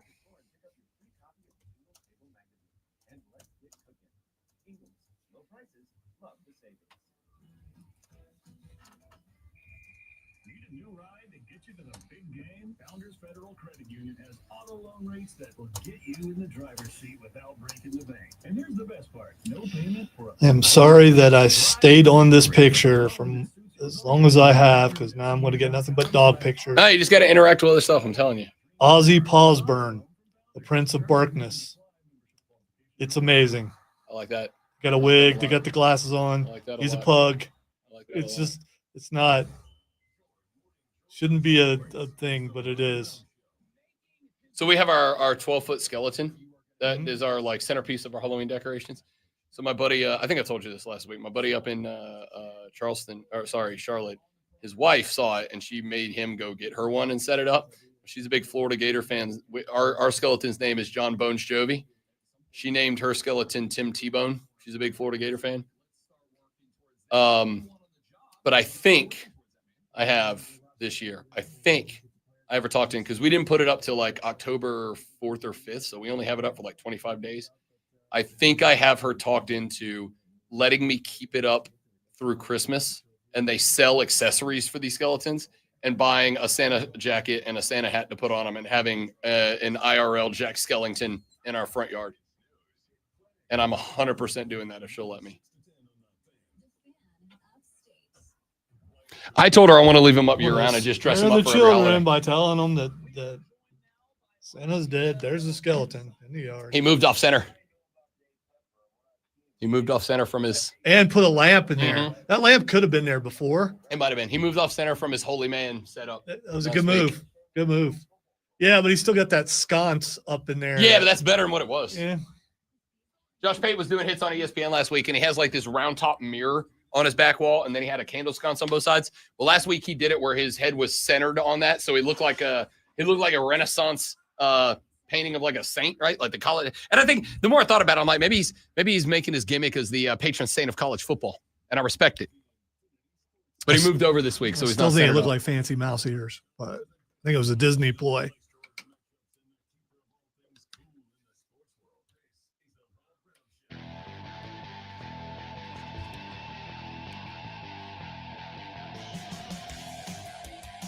The Rob Brown Show back on your radio. It is the Fan Upstate. Rob Brown, the Great Malonzo, and show has absolutely flown by today. We are just pedal to the metal, full accelerator, all gas, no brakes, yeet, through these 4 hours of broadcasting excellence. You're going to try to do, yeah, I'm mean, or that I can't do it either. So you're not even going to try. I can't lean into it this morning. You can roll your R's. Rico! That wasn't what I was talking about, but that works. I was going to talk about the Carolina Panthers here for just uno momento. Rico. And why wouldn't I? Because that was a Carolina Panther football team we've been waiting for. That Bryce Young tried to mess it up a couple times, but not even he can mess up Rico. Rico. He did, dude. He threw it in the dirt a couple times. It's like, what are you doing? I mean, do not throw an interception. You guys are rolling, please. See, I think just hand the ball off. I think there were a couple of spots where, especially later in the game, when it was like, okay, this is going to be a down to the wire contest. I'm sorry I offended you. The look on your face when I mean 30-second timeout on the court. 30-second timeout on the court. I don't think over the past 3 weeks anybody's been more critical of Bryce Young than me. All right, you've been critical. There's been people who've been more critical. Maybe so, but I've been beating the hell out of the guy the last 3 weeks. And in fairness, a lot of other people too. But I 1,000% have said I'm not seeing the same guy I saw at the end of last year. Now there's question marks. You got a banged up offensive line that is not as good as you thought it was going to be. Chuba Hubbard is not getting off the line the way you need him to. He's having to play without run support, running for his life. And I would point out, you're right, he dirted a couple of yesterday. But I would also like to point out that on the second touchdown pass that he got to McMillan, go back and watch Bryce Young on that play, because the pocket didn't collapse. It evaporated.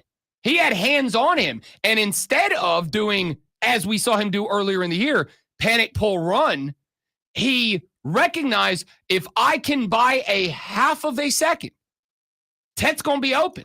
And so with hands on him, instead of doing what he's done before, which is get low to the ground, try to squirt out the backside and get down the field a little bit and like open up the floor, what did he do?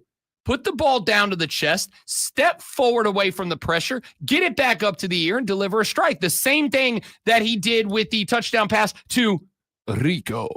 Collapse pocket, instead of panicking and getting outside, he recognizes, he gets to the left, he makes his space toward the line of scrimmage, not parallel to it, and he drops a dime to Rico. Here's what he played exceptionally well yesterday. He needs to be a game manager and hand the ball off, and hopefully some things will open up like that. If he does that, they're going to win more games. That's all I'm saying. I think what you okay. Ain't nothing wrong with being a game manager, because especially if you don't lose the game for your team. There's not. But here is the thought that I had, and this is the one thing that I have been saying while being critical of Bryce Young. This is the take I have had, and I think you saw it come to fruition yesterday. Yes, Bryce Young is playing a role of game manager, which is great. That's fine. But if you want to get more out of him, and I think that you can, it has been dating back to your take in the preseason. You have to run the freaking football. You have to. And in the first, let's say 4 or 5 weeks, you couldn't.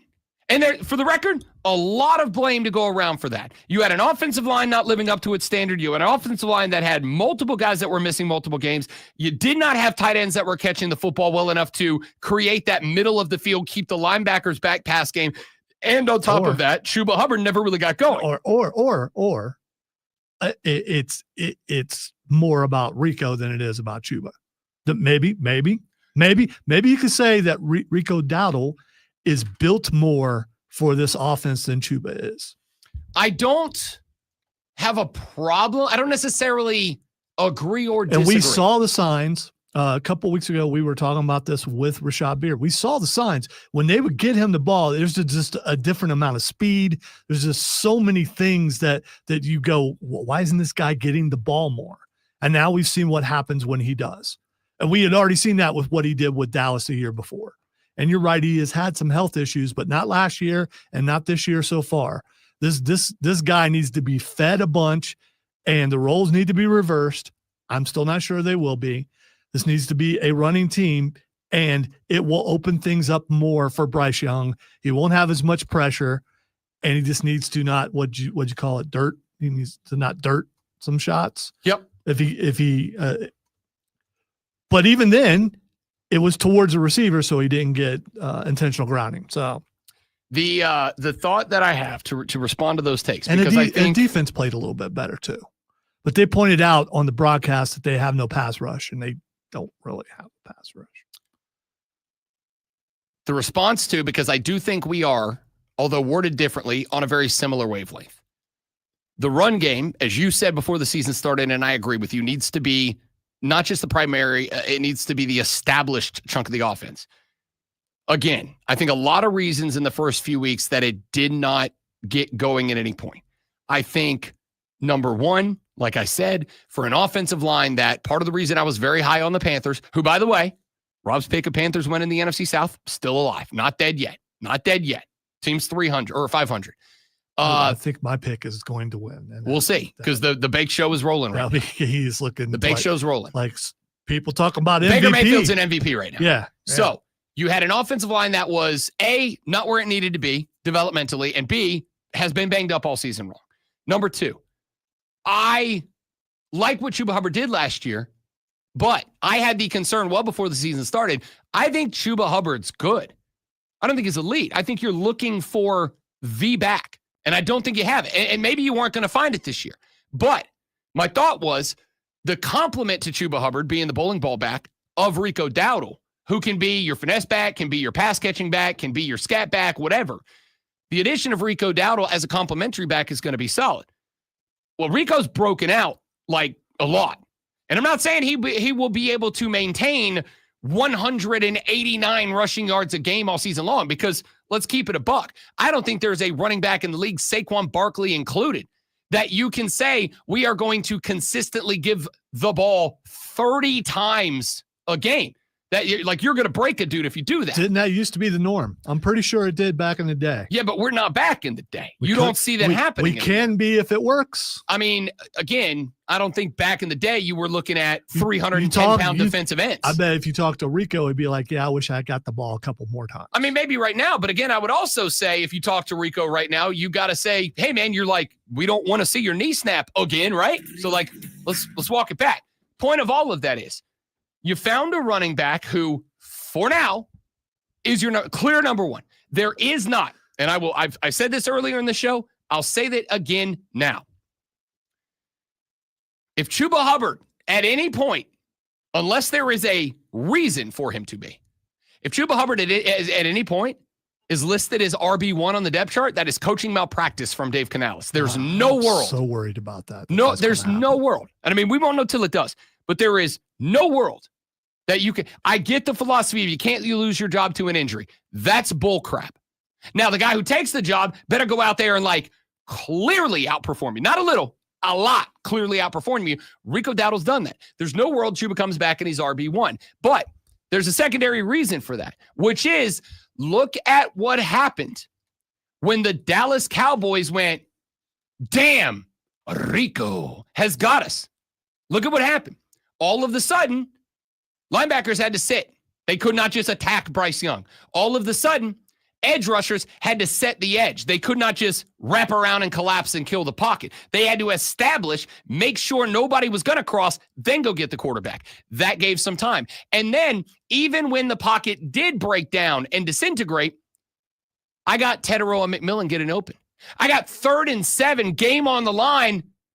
Wham, bam, thank you, ma'am. There's Hunter Renfrow where we need him to be. From the beginning, I don't need Hunter Renfrow going for $120 and 2 tutties a game. I need him getting 30 yards a game, but it's broken into 5 chunks of 6 chunks of 5. Just give me the chunks that get me first downs. 3rd and 7, game on the line, bang.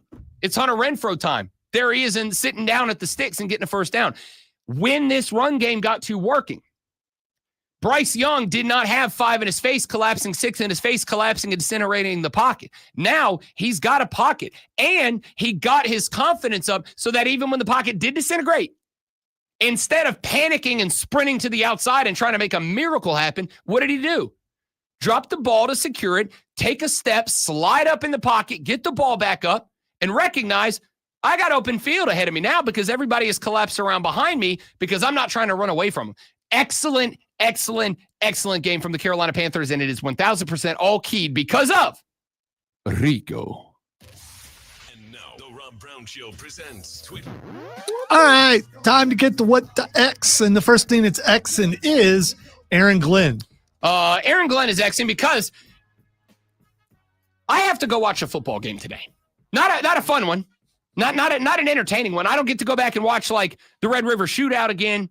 I don't get to go back and watch an entertaining game from yesterday. Nah. I have to go watch the Jets-Broncos game. You could go watch a really good game like the one that happened last night, which we didn't talk about. Don't get to do that.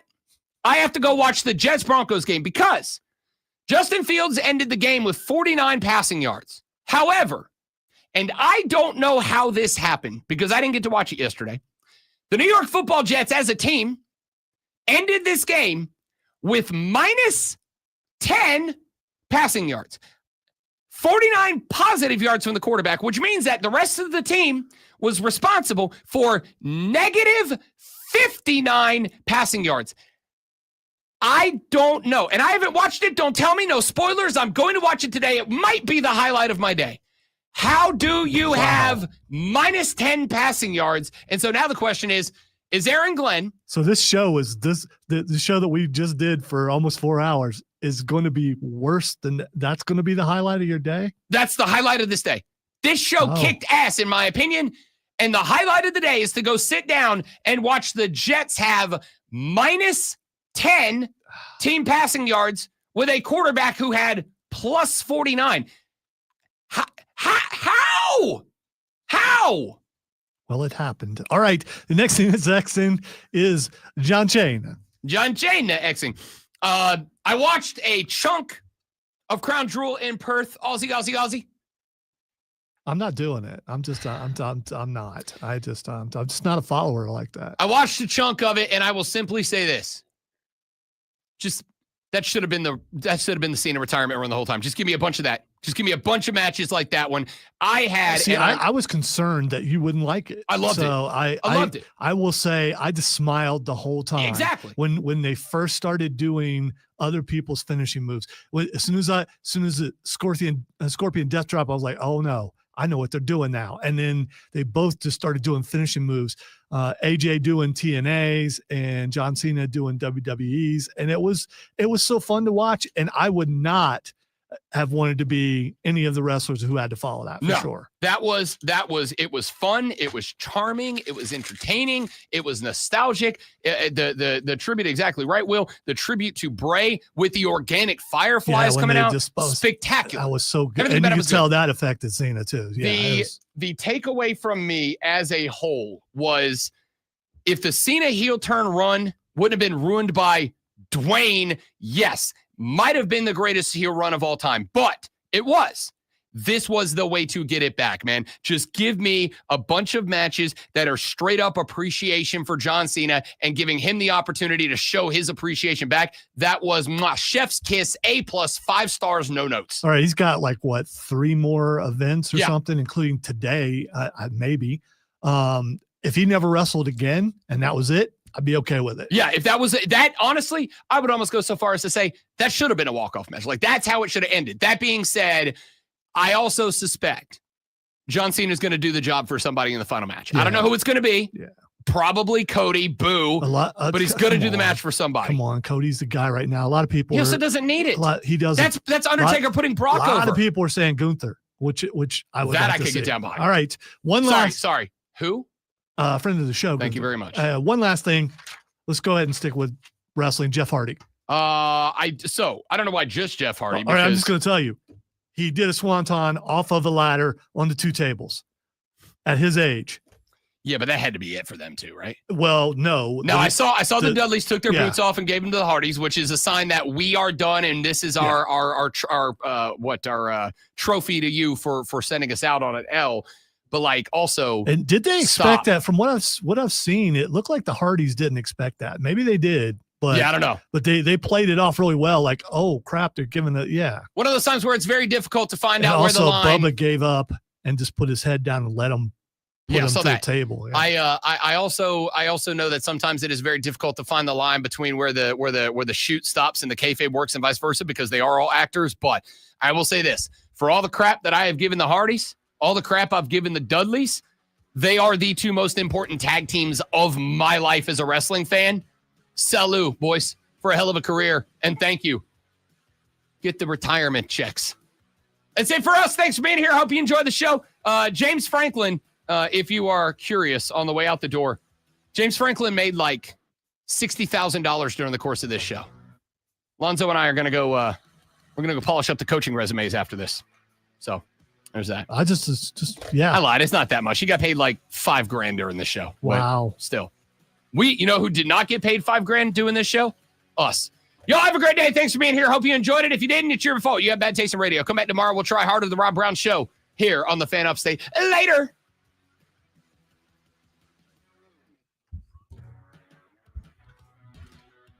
Steven, appreciate it, buddy. Yes, I will go ahead and tell you all, and I say this with all the love and appreciation that I have for all of you, and it is deep and it is sincere. Somebody calls me today and offers me $49 million. You will never hear from me again. If you need me, pop on a cruise. I will be on the island of St. Thomas on the south end. There's a little beach bar that I will take my money, I will buy it, and I will live there bartending on the beach for the rest of my life. I will fly back in for like a couple of football games a year, and that's it. That's it. Not me. I'm building the castle, and you'll never see me again. All right, guys. Thank you for being here. You're all stellar people. I appreciate your time, energy, effort, and of course, love. This is the new one, I've been told. This is the new. What? This is the new heart. It's a heart. Yeah, when I see that, I say this is the world's smallest violin. Well, that's what I see. That's the K-pop heart. That's what the kids are doing now. Is it? Okay. K-pop heart. K-pop art. All right. Heart. K-pop heart. I said all right, that's it. Have a great day. Bye.